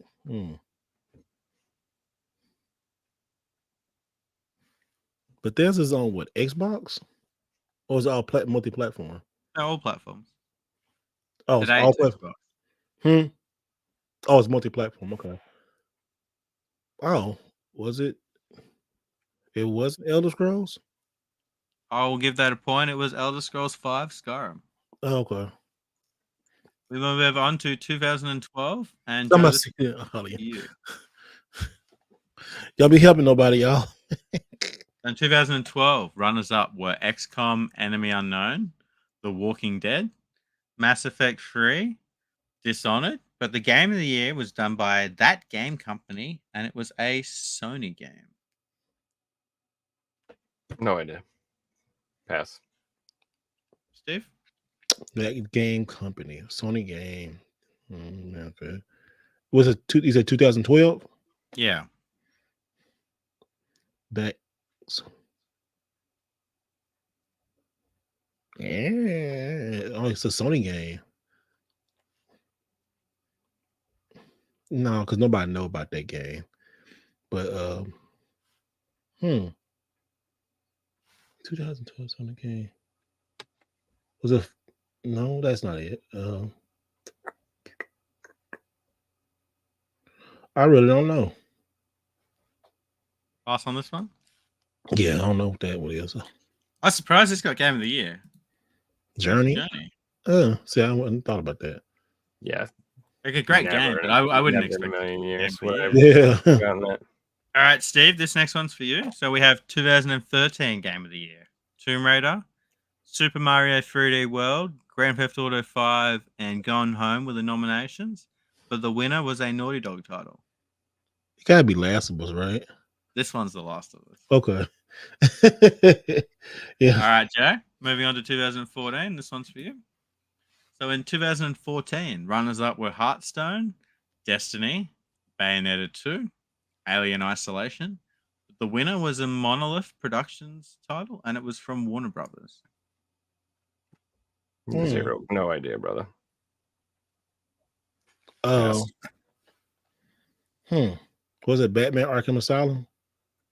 That was a good guess, but it wasn't Batman Arkham Asylum. So we were looking for Middle Earth Shadow of Mordor. Ugh. Again, surprised me taking Game of the Year. Ugh. All right, moving on to 2015. Steve, you'll go first here. Okay. Nominees were Rocket League, Metal Gear Solid 5, Fallout 4, Bloodborne, but the winner was CD Projekt Red. I should know this because I see what game was this on time? CD Projekt Red. Was it when you say it, I'm gonna know it. It's on the tip of my tongue. Somebody help me out. I gotta stop looking at the thing. Is it Witcher? Someone said Witcher.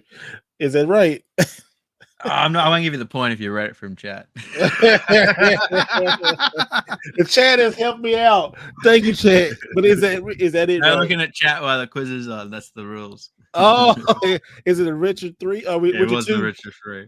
The Richard 3, somebody said All the right. Richard, but it said 3. Moving on to 2016. Joe, you'll go first here.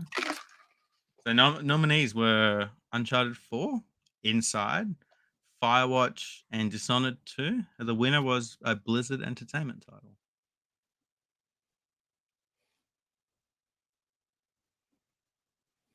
Overwatch. It was Overwatch, correct. Nice. All right, moving on to 2017. Steve? Nominees were Super Mario Odyssey, PUBG, Nier Automata, Horizon Zero Dawn, but the winner was a Nintendo IP.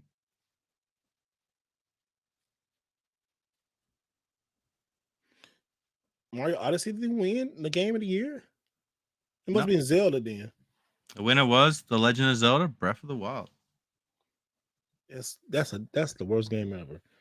Stop. All right, moving on to 2018. Yeah, you're up Man. in this one. So nominees were Return of Obra Dinn, Red Dead Redemption 2, Marvel Spider-Man, Celeste. The winner was done by Santa Monica Studios, and it was a Sony game. It's so easy. I know that one. Spider-Man. It's not Spider-Man. It's God of War. It is God of War. All right, moving on to 2019. Steve, the nominees were Outer Worlds, Sekiro Shadows Die Twice, Control, Death Stranding. The winner was House, and it was a Panic title.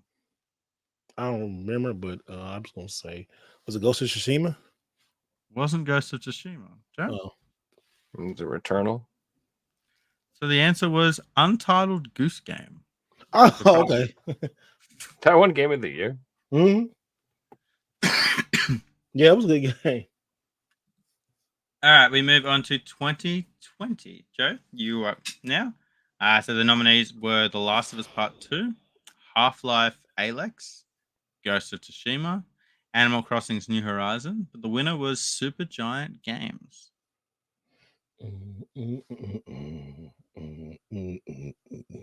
I have no clue. You have a shot at this one, Steve?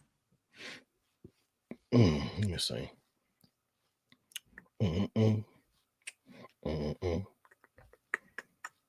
Supergiant Game. Fortnite? No. The answer we were looking for was Hades. Oh, independent game. Okay. Moving on to 2021. Nominees were Resident Evil Village, It Takes Two, Forza Horizon 5, Deathloop, but the winner was done by Daniel Mullins Games and Devolver Digital. Steve?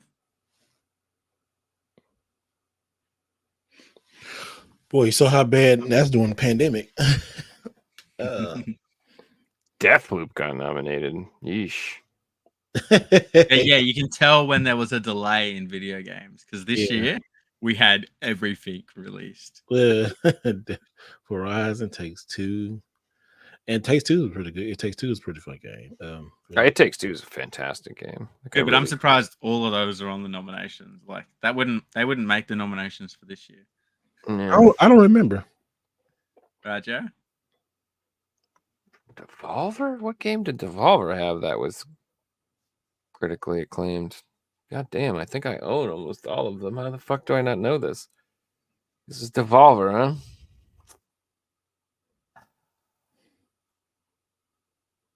Fucking, I don't know, dude. Enter the Gungeon? I have no idea, We bro. were looking for Inscription. Who? Inscription? I never heard that game. That's a damn deck building game. I can't believe Moving on to that. the final That one, one? and I will open the final one up to both of you. So the first to buzz in will get the point. So 2022 nominees were Tunic, Stray. Demon Souls. Not Demon Souls. Is that Demon Souls from Software? From Software title, Joe. Elden Ring. It is Elden Ring. I didn't play. I never played that game. So at the end of 23 questions, Joe finished on a score of 4 points, but today's winner on 8 points is Steve. Well done, Steve. Yeah. That was a fun quiz. Thanks so much, Pavel. It was a little bit different. Moving forward, the quiz will be a little bit like this, and we're going to have our own quiz show once a week. So stay tuned for that. What was that first picture you put up? The first question. The first picture. The Sims. Oh yeah, let's go back to the chat question. Is what he's trying to say. The chat question. We should refresh our memory. What's that? Okay, Has anyone gotten this yet, guys? This is chat's question for the week. I need to make sure no one's correctly got it. The brainwashing of America. Your mind may not be your own. What the fuck? Why would I want to read that article in this magazine? Bro. Prostitution was on quiz. Yeah, I know. Like, wait a minute. Again, we are looking for a video game title from the 2 images on the screen. I believe no one's correctly answered it. Wet tits, no.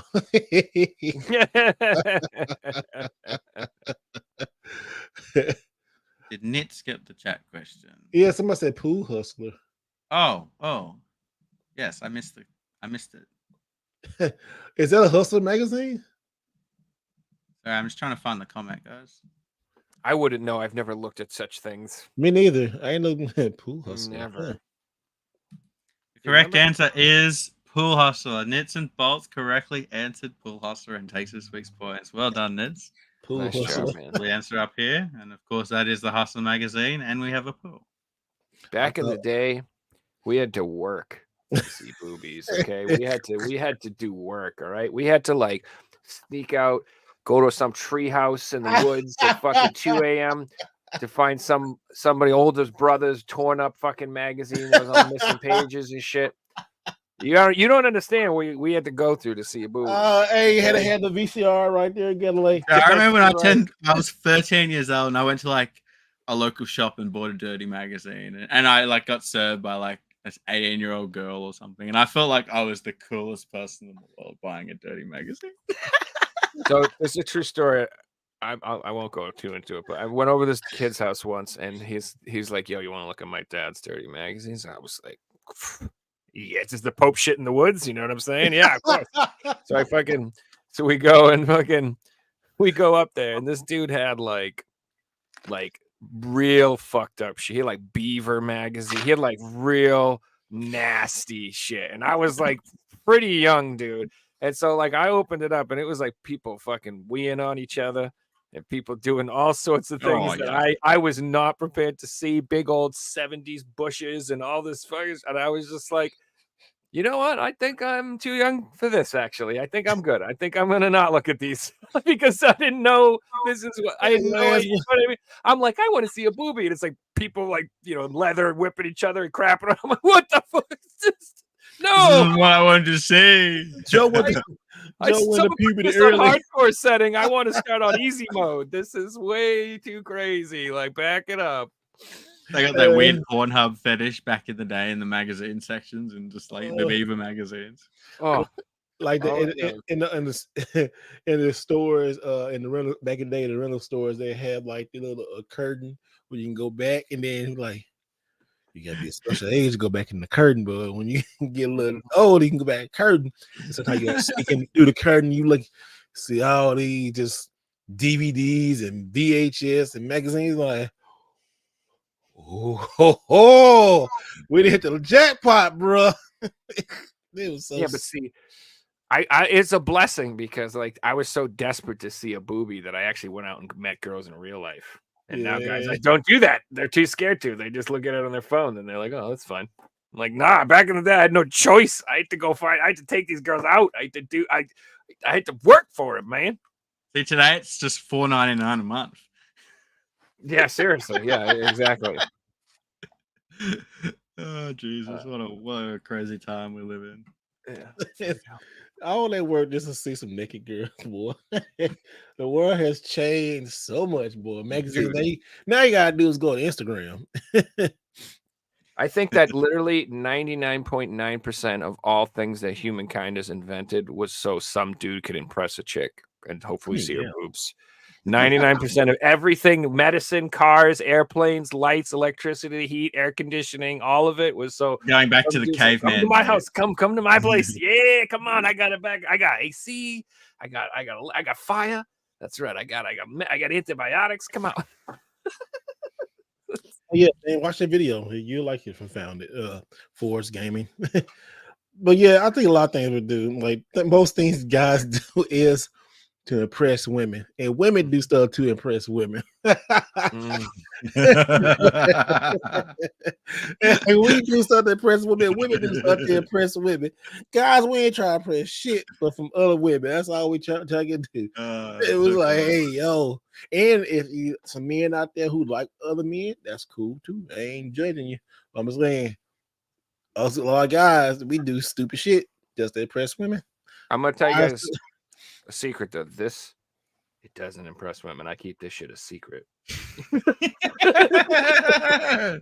Unless they're also into this, unless they show me this first, that they're like, yo, look at this. I'm like, oh shit, yeah, look at this. But other than that, no. I'm like, no, I kind of like games. So you don't need to worry about any of that. Yeah. Oh, video games? I've heard of them. Yeah, like, You got a whole house. Was that Mario thing? Dabbled.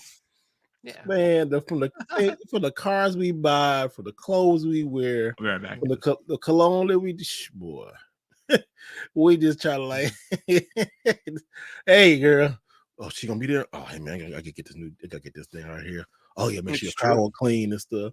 Man, you right about that. We guys, boy. I saw a wicked funny meme on somebody said that they like pretended to be a girl on Tinder and matched with their roommate just so he would clean the apartment. He said he was coming over. He's like, oh God. Because I swear to God, like most things get cleaned in a guy's house.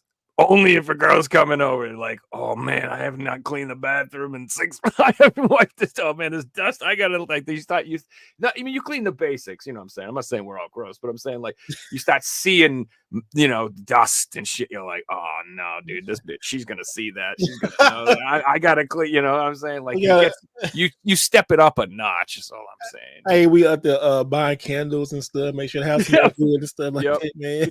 Yep, exactly. Like, she's coming over. Hey, clean up stuff. Don't go in this room right here. Not yet. She got to pass the test to come in this other room. That's right. Like you got a bedroom. Oh yeah, but I got a whole bunch of games in there. Just don't go in there. She make it to the house.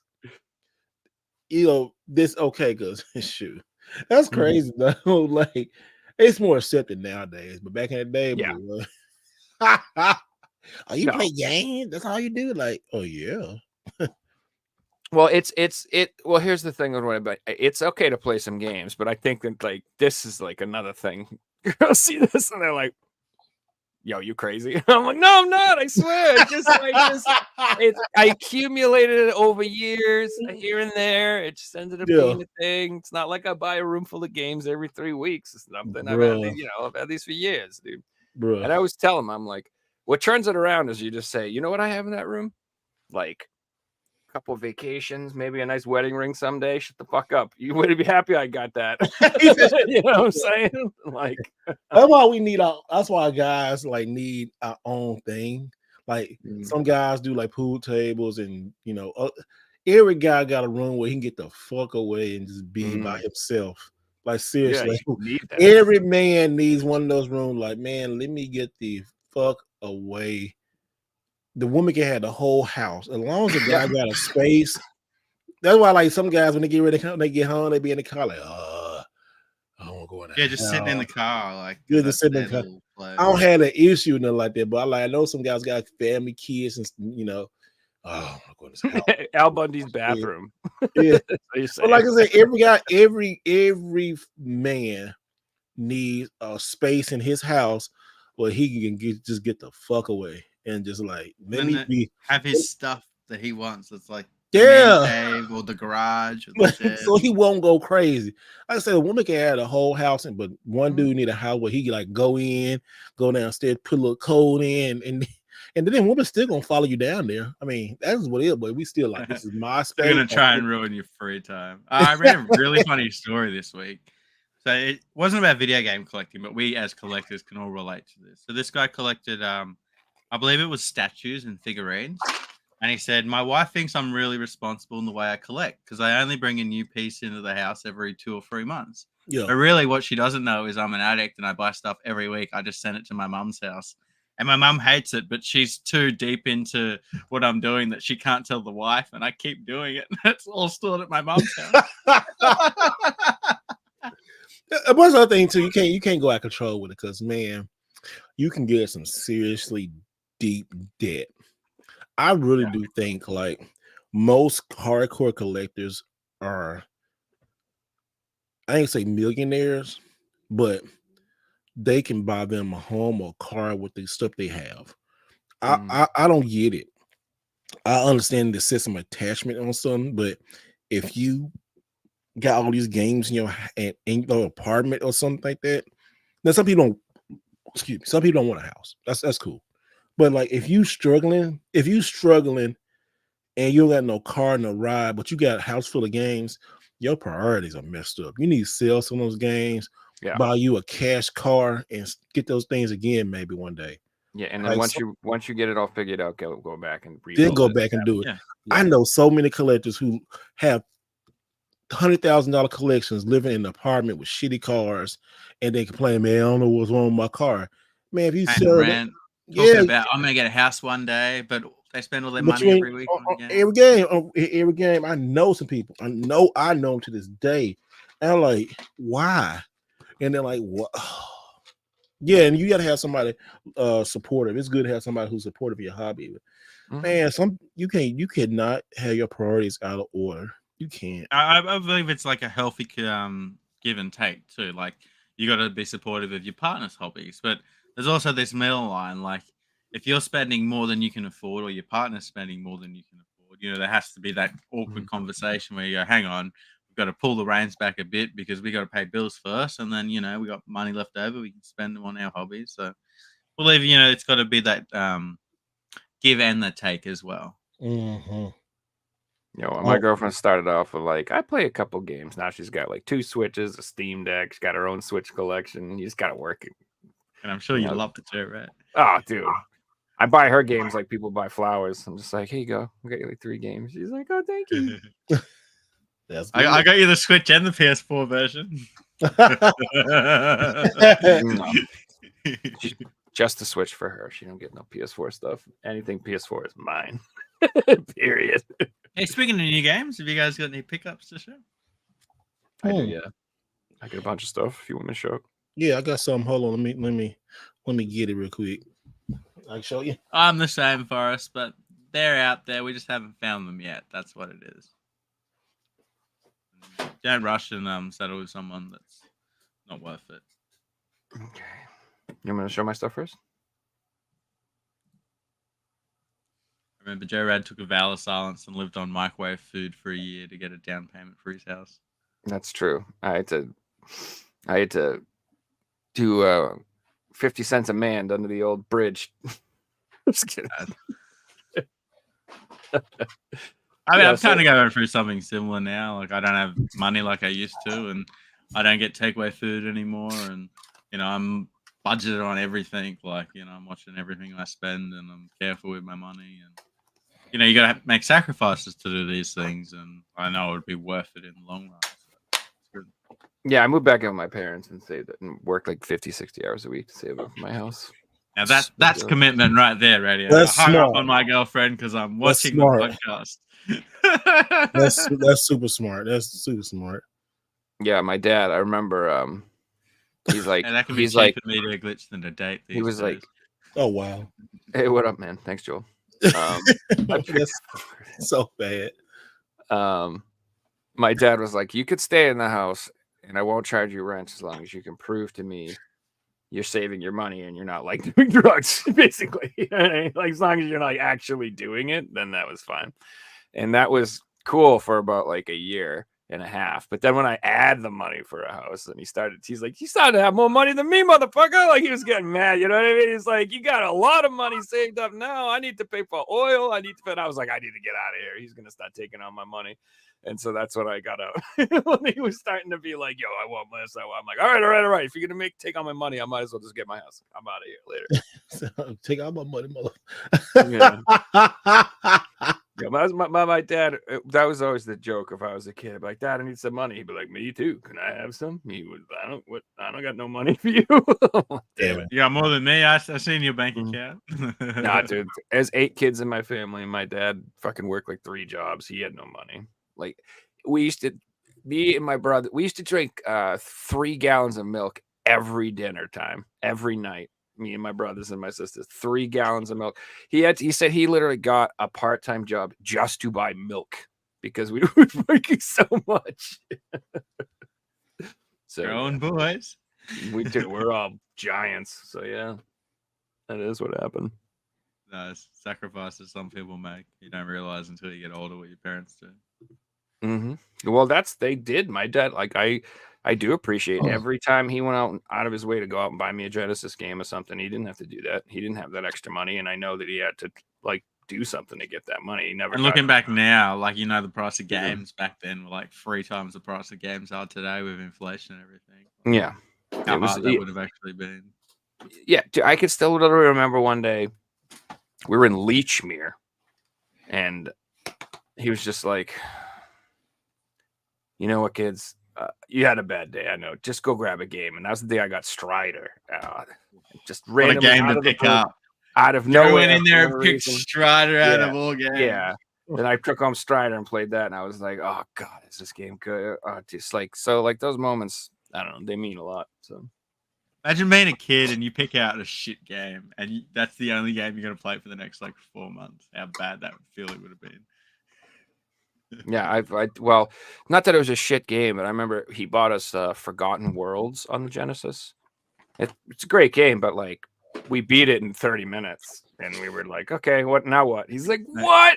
You beat it?" Oh, yeah. He's like, "God damn it!" He was so mad. He's like, he's like, he expected me to get, a weeks out of it. He's spending that money on a game, so that's why he started buying me role playing games. Is why that he started being like, "No, here's Fantasy Star, and here's Cool. Final Fantasy, and here's these games that take 100 hours. Leave me alone.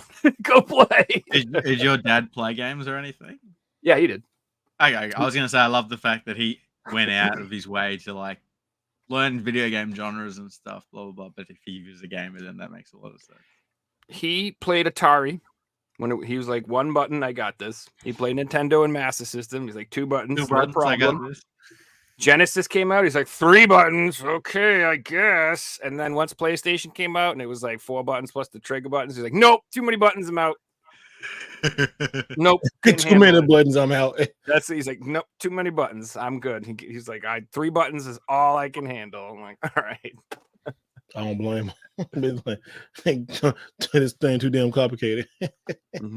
Give me. I haven't got any video games, but I got a couple of video game like related stuff for Christmas. I was going to show you guys.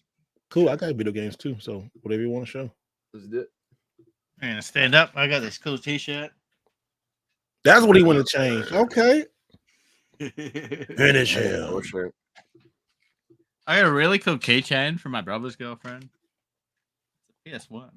Oh, that is nice. That's cool. I don't know whether to like just keep it brand new or actually use it. So it's nice that I want to keep it brand new, but I also want to use it. And then I got a really cool jumper from my brother. So I'm looking forward to winter so I can actually wear this. I'll show you guys. It's like Pokemon Blue in a jumper. Damn. That's sick, dude. Where'd he get that from? So there's a shop in Australia called Uncle Rico that sells Uncle Rico, like on what's called the movie? Like yeah, it sells really cool stuff like Napoleon Dynamite. Yeah, Napoleon Dynamite. Uncle Rico. But yeah, I didn't expect it. So I got some really cool stuff. I got a voucher, EB Games. So I was actually going to go shopping after the podcast. So I might have some pickups for you guys on Sunday. Oh, I got a couple pickups then.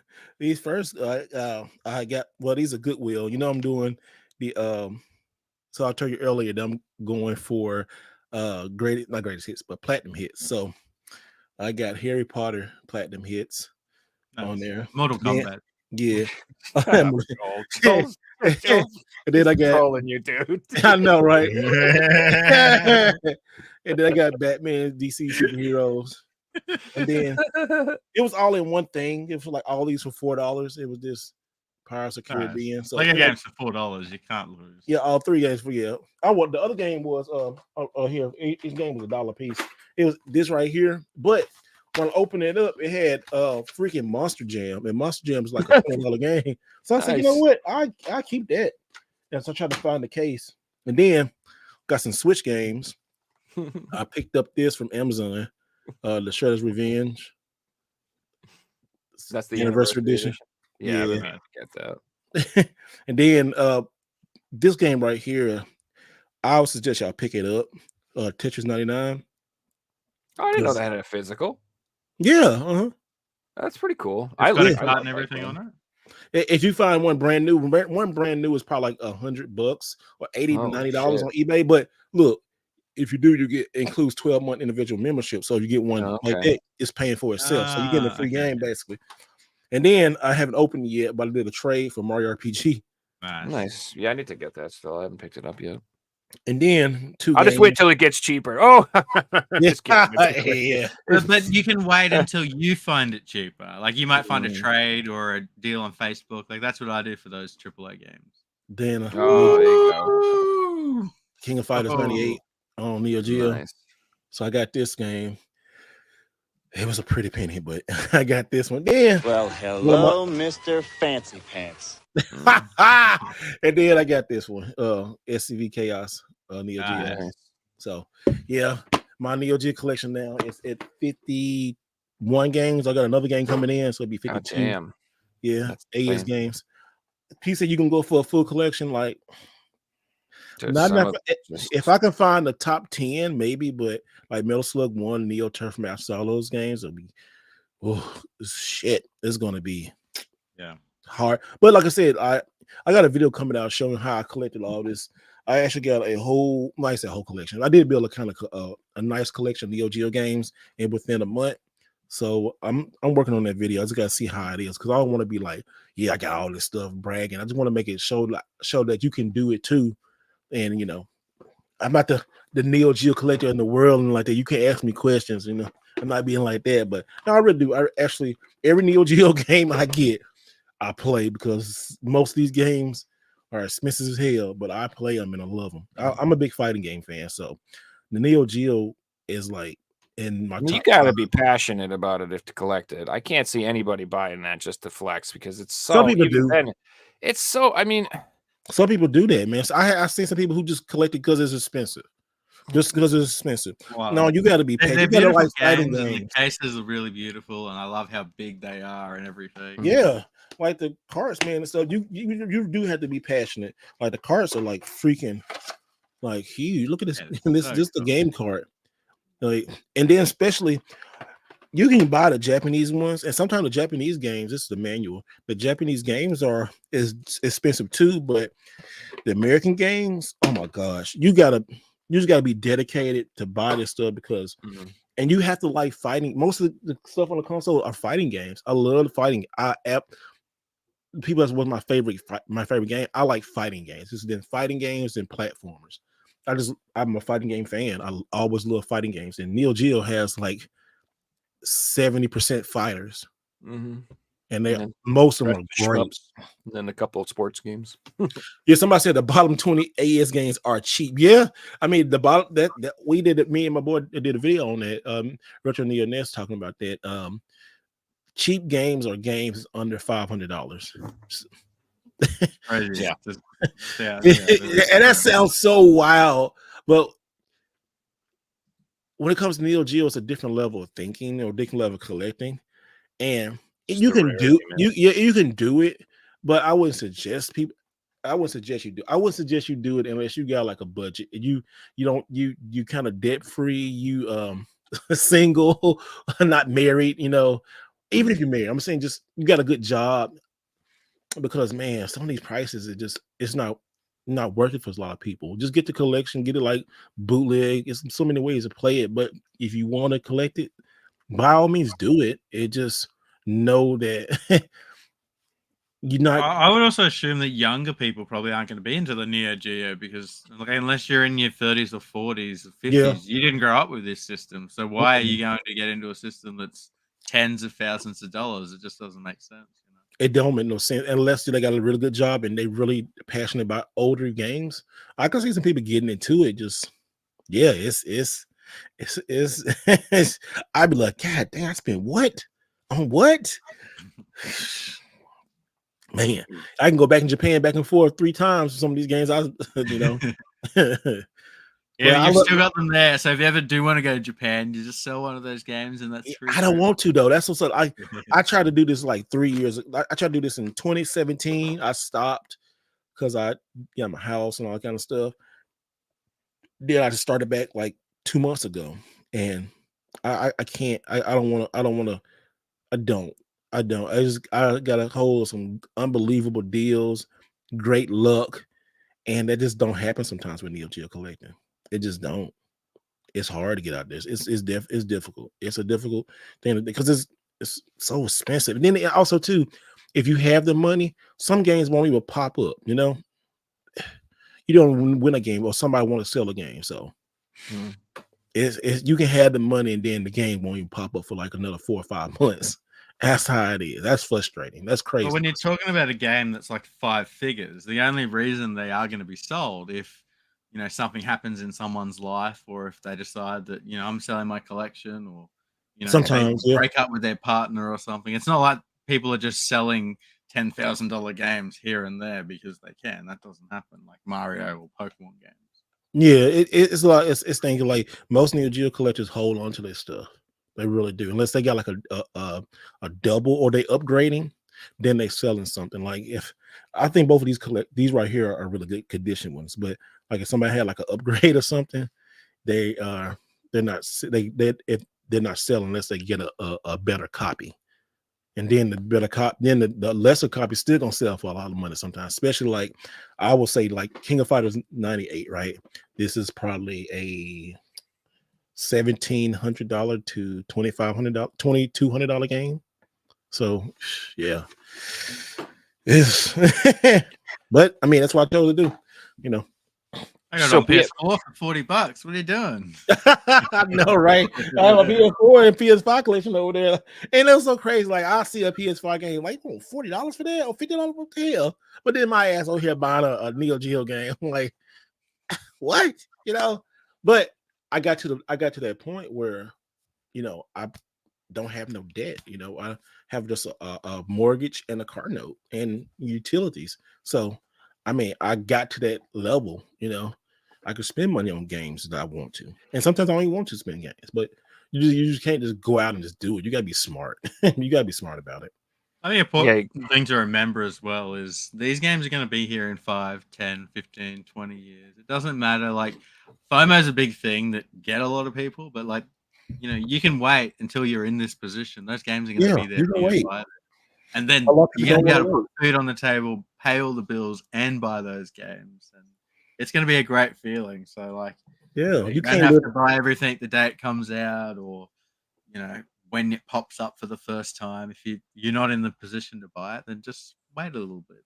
Somebody at Radio Rest said I can be toxic, and it can be toxic. I never understand why Cola Princess EX is expensive. Okay, so like I explained that because I just bought that game. I got it on the Switch, but games like that are popular. They're good, fun games, but sometimes they still gonna hold a value because they're limited quantity games. Like Tetris 99. Tetris 99, it may be one of those games later on is going to rise in price. Like how everybody was making fun of Mario 3D All-Star Collection, right? Now look at it. That thing is like GameStop asking for $60, $70 for that game.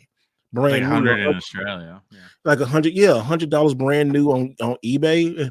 And it may go up to that, So I mean, you gotta be, it's not like gambling, but you don't know what's going to pop off.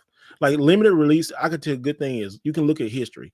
The limited release stuff by Nintendo usually is going to hold its value throughout, especially first party stuff. Tetris is 99. Mario is going to hold.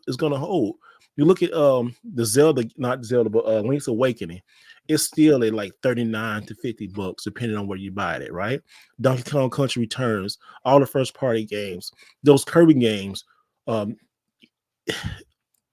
then people understand why. That's why. I mean, they just first party games, and sometimes they may be low print, especially like this. This is definitely like a low print game.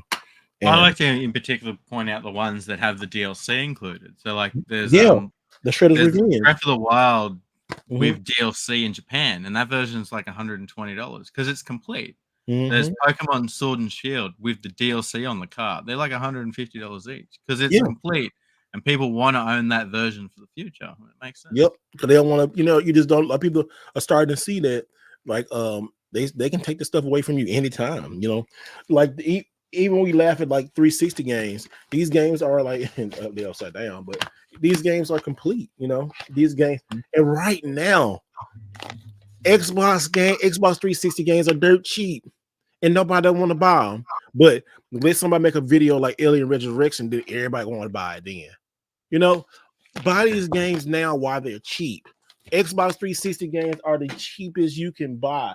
Freaking Xbox games are cheap. Xbox One games are cheap.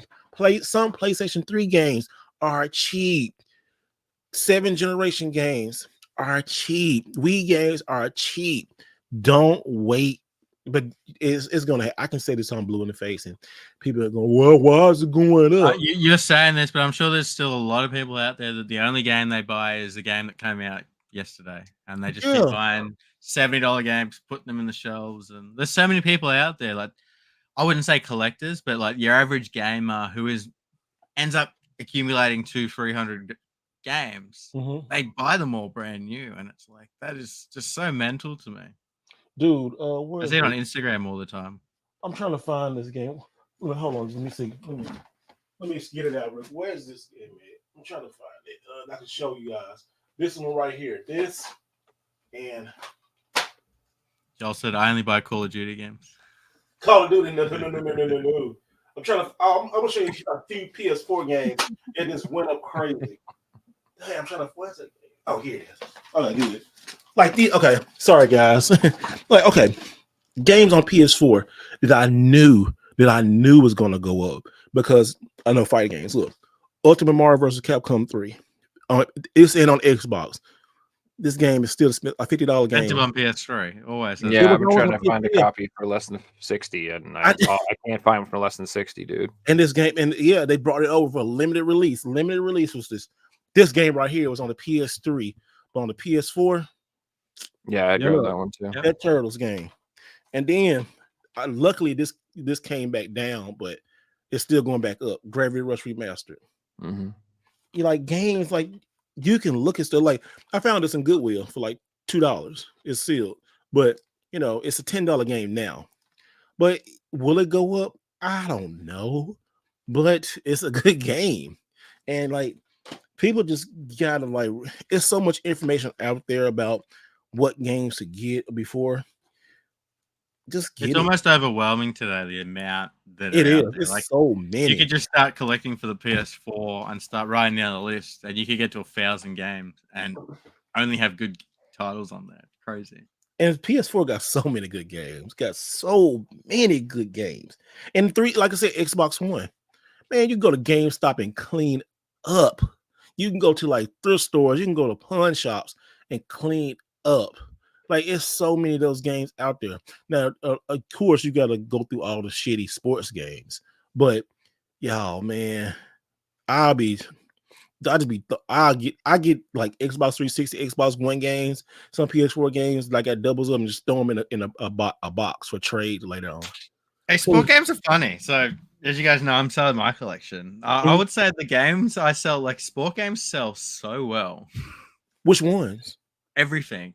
And I'll have the same person buy like 4 or 5 baseball games, or the same person buy 3 or 4 NBA games, or 3 or 4 soccer games. So it's really interesting me to see how these games are selling. Yeah, it's really cool. And it's the same with like action and shooters, like especially for cheap games. I'll have like $5 shooters, and the same person will buy 3 or 4 of them. It's like, oh, that's kind of cool. He was going for a full set, right? Yeah, they're probably like this guy has like good condition games. I do that sometimes too. Yeah. If somebody's like takes care of their shit and their prices are good, I'll buy like 3 or 4 things off them because like they're all good. Yeah, because I mean, I don't say it on eBay, but if you follow me on social media, you can realize that this is from my collection and blah blah blah. Yeah, condition. and I'm big on condition. Like I list everything as acceptable unless it's like perfect to me. Then it gets very good condition. So if it says very good condition, it's usually a brand new case. The manual's perfect, the disc is perfect, the artwork's perfect. Man, that's that like collecting is weird nowadays. Sometimes you just don't know what's gonna pop off, especially with the Switch stuff. Switch got so many like expensive good games. Everything Really? is on the Switch, man. It's like I bet it's like good like physical titles. I bet it's like over 4. I know it's about over 3,000 physical titles in the world. More than that, probably. Like Cyrus might have the number for us. Have you got a number on the current release, Cyrus? He's going for a full Switch set. So. Really? Oh my gosh! Wow, that's dope. That's dope. Because I bet he got like 3 or 4 Switches. Because 3 or 4, a lot more than that. Yeah. I mean, it's just collecting every Switch game, and people talking about they don't like Red, but they don't like greatest hits, but they buy Switch games. That's pretty funny to me. Oh, like the greatest hit, all that red. Don't you buy Switch stuff? You said last. Yeah, Fizzy growing its subscribers, man. Fizz get up about to get close to 5,000. Yeah, we're at 4,100 today, so that was pretty cool to see. That's what's up, man. Very We're cool. at 4,000 last I remember. So what did you get, Joe? Cyrus is saying there's 3,505 Switch titles across the Damn. region. Holy. That's crazy. And it's a region-free system. Like, that is insane. God, no, right? That's so good about it's region free. So I didn't just get these, but just because you guys were talking about them, I did want to show them off. I got both of the Code of Princess X versions, the original and the reprint. They got different covers. The Nice, original. Yeah. Hold on. Original and the reprint? Yeah. So the Code of Princess, I think it's this one. I think this was the first one that came out that they printed, and it sold out, and it got really expensive. It was selling for like 150 plus last time I looked. And then they did a reprint, but they did a new cover, and it looks like this. And I think they may even have done a third one. I think they both have reversible covers, though. They might. They might. I By 15 years, the reprint, Cyrus is saying. Okay. But he's over now. I like that. Oh, the 15 years of reprint. Okay, because like I just bought Code of Princess on eBay, but I was looking just for the case and manual. I got the card, but I was looking for the case and manual, and I finally found just one for $50. Let me see which one did I get. All right, so that's rare to just find the case and the manual. It's usually the other way around. You just find the card. Yeah, I got an RPG. It's like an action RPG. It's like Guardian. The people who made Guardian Heroes made that game. I got this one. It was a 3DS game originally, and the 3DS copy's decently valuable too, but the Switch ones are. Yeah, this one I got. Okay, so that's the reprint. Yeah. Is that the reprint? Yeah, it's the reprint. Okay. So then, oh my God, boys, I can't even believe these fucking finally came in. I mean, it's been years. So finally got Broforce after years of waiting for this game from Special Reserve. It finally came in. It's real. This is the special Switch edition Special Reserve of Broforce, and it is quite pretty. Can I ask you, Joe? Was it worth the wait? No, dude, not at all. Is that a good game? No, the game's great, dude. I bought it digitally like a year ago because I couldn't freaking wait anymore. I got so mad. So we stream on everything like YouTube, Twitch, all that stuff. So they're coming from Instagram, YouTube, Facebook, you name it. We're live. And then I did get 345 out of 2575, which 2575 is a really odd ass number, but apparently that's not 2575. That is weird. Yeah.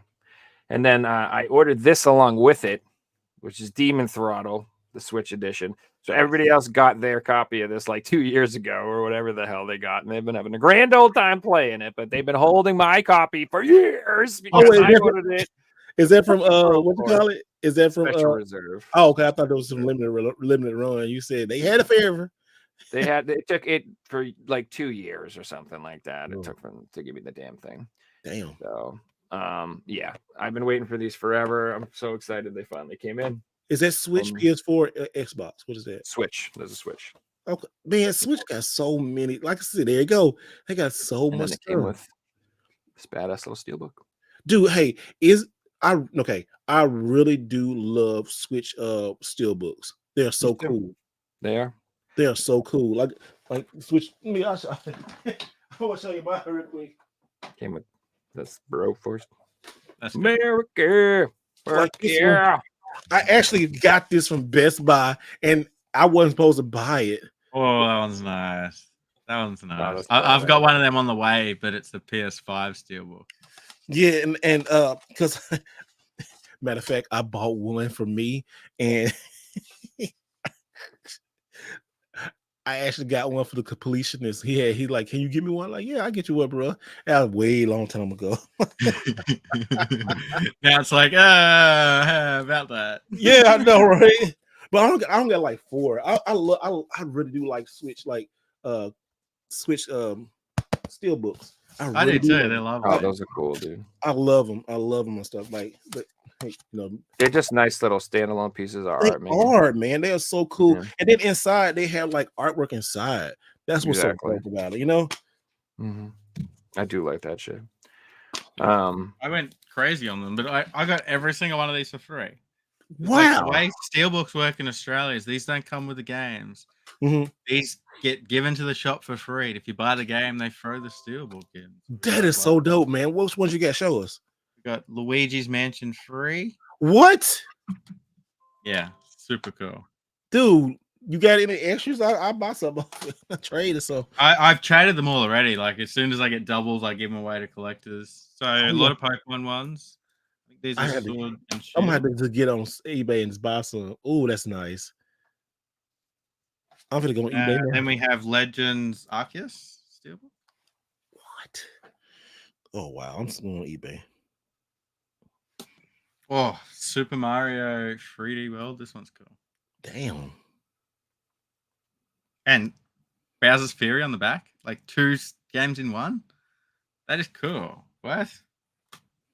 Yeah, that is really cool. And a couple more Pokemon ones. So these are from Scarlet and Violet.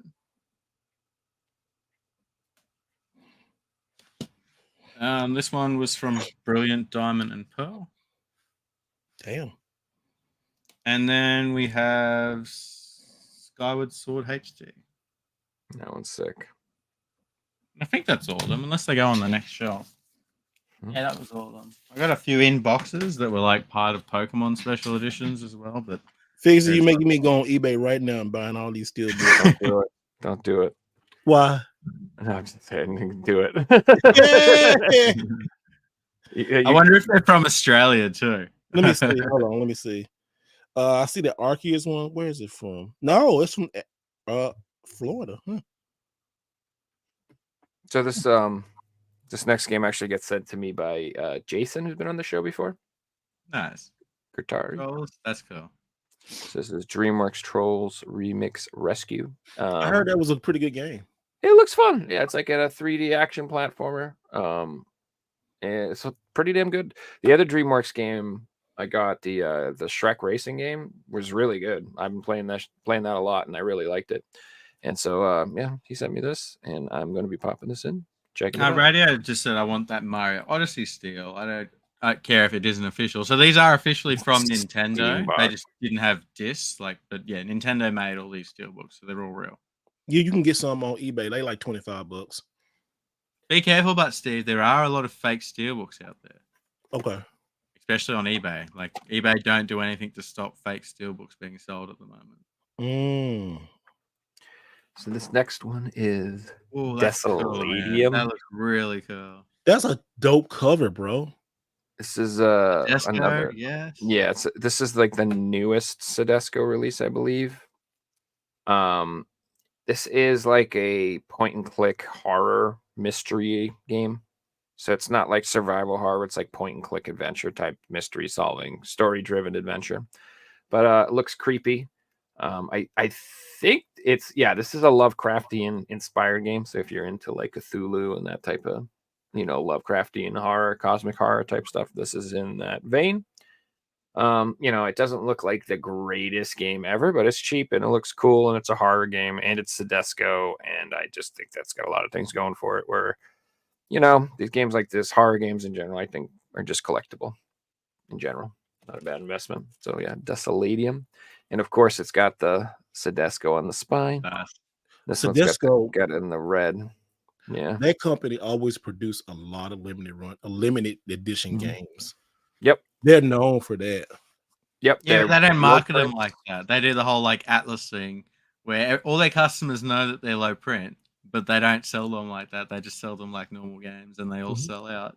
They do. I got a lot of Sedesco games and stuff back there. Some real weird stuff over there, I'm missing 2. Just Which 2 one? now. I don't know if I want to say it because I'm afraid people will fucking jack the prices up. Type it in the chat. I might have some type in the chat though. I need Towers of Guns. And I think I've got that one, Joe. And then I think it's what's it called? Begins with an R. Rhyme or something like the Riva. I can't remember what it's called, right? Reese, RHYS or something like that. There's one other, I think, that I don't have. Yeah, those two are the only ones I have. Because I was, Roos. Yeah, I don't think I have. I don't have that one yet. If you really want this copy, you can let me know. No, I don't have that. Pretty good. So there were 2 German exclusives in the Sedesco set, and they have been a huge pain in the ass to try to get them. But I finally got them. One's on the way, but this one finally showed up, so I finally got Dog Duty. This is one of the German exclusive Sedesco games. It's like a Mad Max inspired cover. So on the back it says, Der Welfruten während von deinem Bossen Octopus, Kommandantinnen und seiner Arms bedroht. So I think something about octopuses and robots. That is so yeah. bad. That's perfect. What do you mean? That sounds so horrible. In deinem Eichstick, Taktspiekel and Chaos. I don't know. We're gonna get canceled. Either way, yeah, I know. I probably said something really offensive. I'm sorry if I did. But it's all about that Sedesco, baby. It's got the Sedesco on the side. I do like that, though, because it makes their games, unique. You can store them next to each other on the shelf. You got this one, don't you? I can't wait. Yes, I do. Okay, you know about that. That one was kind of like weird. I found like I didn't see a lot of copies of that right there. I was like, that's a fun little game too. And then this a weird game right here. That's like kind of. Ooh, that looks. Is that Sedesco? No, it's not Sedesco. No, I'm just saying. Okay. I was like, what the fuck? I didn't know. No. It just a weird. It just like a. So this store had closed like last year. Well, this year, at like the beginning. And I bought a lot of this stock for like trade and stuff, real cheap. Like I was getting games for like 70 to 90% off, and like these was in there and stuff. But I looked up this Island Flight Simulator, and I was like, I don't see this on eBay a lot. It was like 2 or 3 copies and stuff, just like this one. You know, this one right here is like super not rare, but you know, it's just one of weird. Like the girl with the robot, those, just like quirky games that are kind of fun, but you don't see them anywhere. Yeah. So the Girl and the Robot, Aria collection. There's like 2 or 3 other ones. There's a few of them that come with a special double disc cover because there's 2 discs in there, and it's not like a normal PS4 case where they have the flippable disc in the middle. They literally have it. So there's a disc holder on the left, and there's a disc holder on the right. They're like very specific cases that are only in those games. Mm-hmm. So I always say like those ones, I should pull them all out and make a list. Those are the ones I would get now because those will be really hard to get with the right case and in good condition down the road. Like they're just going to be very hard to find. Yeah. So you'll be able to find them with the disc, like the extra disc missing or the extra disc like loose or in the wrong case with the flippable one, but they find them in the right case. That's going to be a pain in the ass down the line. So, like, I got every one of the ones that come in, I got those sealed. Seriously, yeah, I would. They probably do, yeah. All right, so this, I got some limited run stuff finally showed up. God knows when I ordered this. I don't even remember. But this is Clea, the complete collection. It's Clea 1 and Clea 2. These are weird artsy style horror type games, kind of like Little Nightmares ish, I guess, but the animation's quite different. But yeah, I really don't know much about them. Version. Yeah, they're like 2Ds. They just look creepy and they're horror games, so I got them. That's literally as far as I thought. I was like, cool, I like horror games, I'll grab them. That's cool. These I ordered again a million years ago. Finally showed up. This is the Capcom Arcade Classics collection from Konami. Oh yeah. Oh, I like how the artwork's completely different. Yeah, it is pretty cool. Yeah, I kind of like this one. It's very Star Warsy. Yeah, it is. And the other one's. Oh, I thought that was a Disney game when you pulled the second one up. I thought that was different. This one's definitely got a totally different vibe on it. But yeah, this comes with Life Force, which is Salamander, Typhoon, Nemesis, Vulcan Venture, which is Gradius 2, Thundercross, Scramble, Twin Bee, and Haunted Castle. Basically, these are all balls hard These Yeah. games are hard as freaking hell. I bought this collection digitally like a long time ago to play it, and every one of these games whooped my ass badly. Like I got nowhere. So yeah, fun, but god damn it, these games. They're all like hard arcade games that are just impossible, dude. All right, and then I got, speaking of cool Neo Geo stuff, I picked up Metal Slug myself. Nice. But the Pix and Love. Love Metal Slug anthology. I want the snap case of that. Yes, I would love that too. But I'm all about the shelf space. I love those Neo G snap cases they have, but I would want all of them. They're so goddamn beautiful, dude. I don't want to open that can of worms. But yeah, it's got Metal Slug 1, 2, 3, 4, 5, 6, and X. And then Metal Slug XX got a standalone release from Limited Run on PS4 as well. Which I have that too. So I actually have this on PS2 as well, but I figured might as well upgrade to the PS4 version. Just be lucky that Limited Run didn't get their hands on that, because they would have released 6 by itself, 7 by itself, 8 by itself. Oh yeah. You know they would have, and then they would have cover variants for this one, and with 4 hats, 3 skateboards, for a couple lunch boxes, Metal Slug box of shorts. Did you hear about the Shantae statue that they sold that came today? No. People are not happy with it. Like, they sold a full statue, like figures versus 4 type statue for Shantae. What you mean? You mean she don't have no entry holes? Oh, apparently it's really bad quality, and it wasn't cheap. Like, people are not happy with it. So I mean, they got little horny boys' money. They thought they were going to be able to like play with her in bed or something. AJ is right, by the way. That Metal Slug anthology is known to have input lag. So if you're actually trying to like 1cc Metal Slug or something, that's not the version for you. Neo Geo is probably the best way to play it, right? Yes. No. Yeah, arcade. Just MAME emulation or whatever. Gravity Circuit. I picked up the PS4 copy from Pix and Love as well. It looks bigger badish. Yeah, exactly. It looks like a Mega Man game, but it's got like a hook mechanic, kind of like Bionic Commando, like a swing type thing. Oh, this statue was $134. What are they complaining about? I wonder. And then you can do like melee and stuff like that too. This game looks badass. And I picked up Vice City or Liberty Stories. I never had this on PS2, believe it or not. And I think you posted, didn't you get the Vice City Stories recently too for like really good deal at GameStop? Was that you, Steve? Yeah, I did, like man. $30 or some shit like that. I was like, damn. It was like a good deal. It was like 20 something. It was cheap. It was just sitting there. I'm like because down this way, PS2 games show up a lot more than everywhere else. And I'm like, oh, crazy how expensive that game was. Like, it was a $10 Vice game. City Stories, yeah, the Vice City Stories going for like $60 to $90 on eBay right now. So I mean, Vice City's where you want to be right now because it's GTA 6, right? Well, I feel like GTA is going up, man. I feel like that's definitely like the fact that the new game is in Vice City. Just everyone's like, because that's exactly what I did. I was like, GTA baby, and I'm like, you know what? I mean, I have them on PSP, but I was like, I want them for my PS2 collection just because I have OCD and I want them all.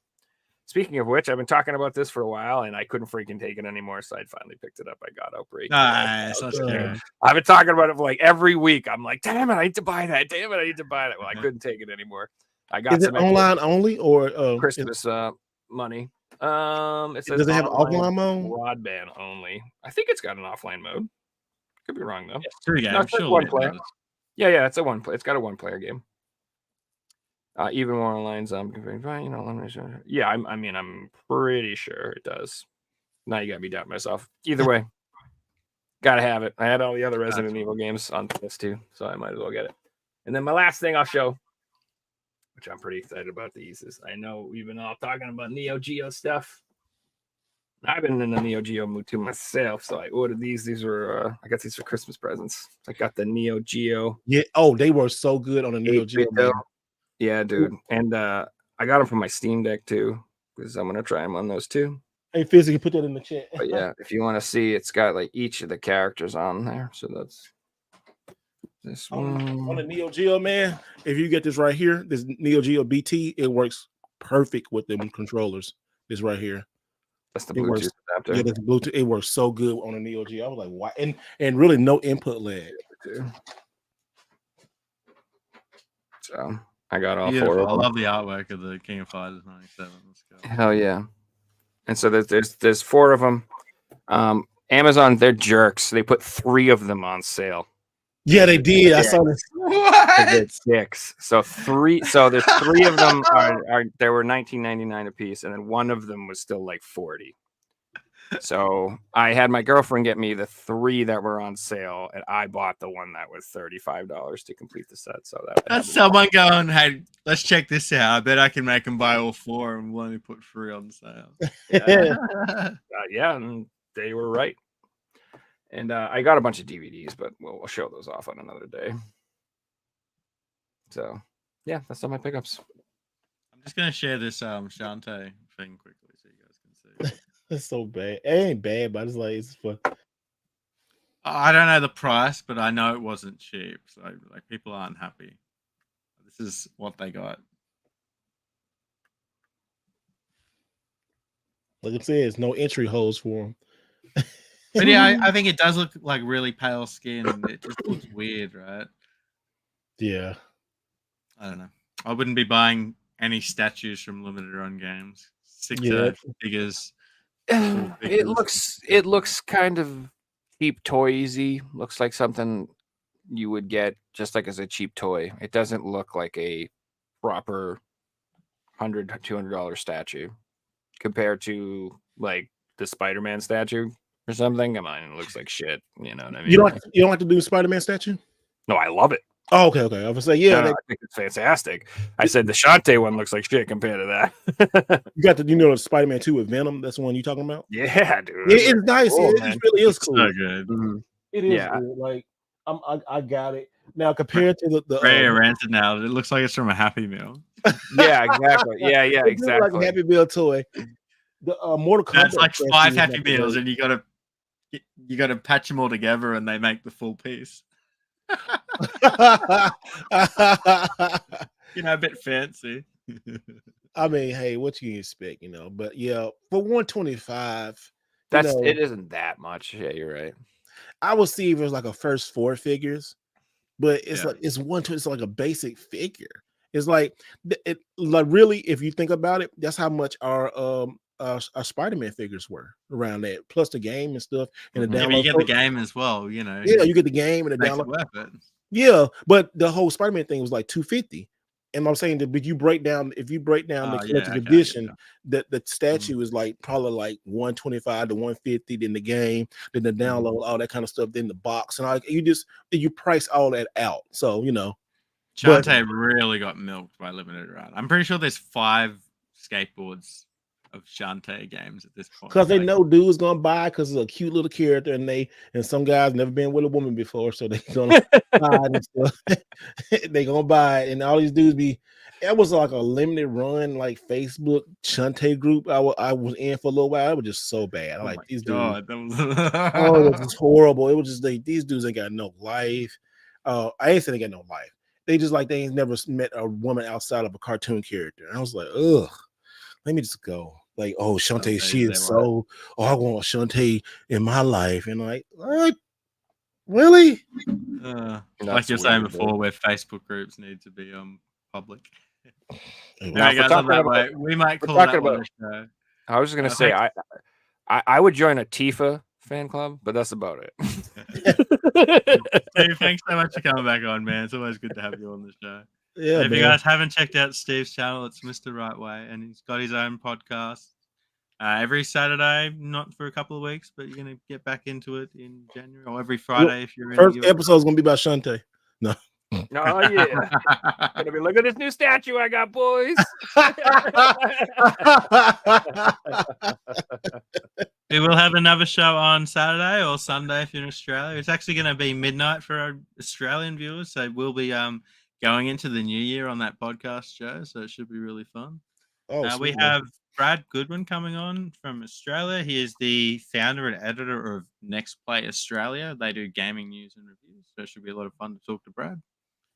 Yeah, Steve, thanks so much for coming back on, man. It was awesome to chat with you. Hey man, it was fun. It was good therapy tonight. It was good talking to you guys. It was so fun. It was even talking about we just having fun, just chit chatting. And sorry for going off the rails, but it was just so fun, man. It was. It was really fun. We'll get to that on the next one, Cyrus. We hit the 2.5 hour mark, just having fun. But yeah, we'll get pickups and memes for the next show. And yeah, have a good night, everyone. We'll see you guys soon. Thanks for watching. Hey, everybody.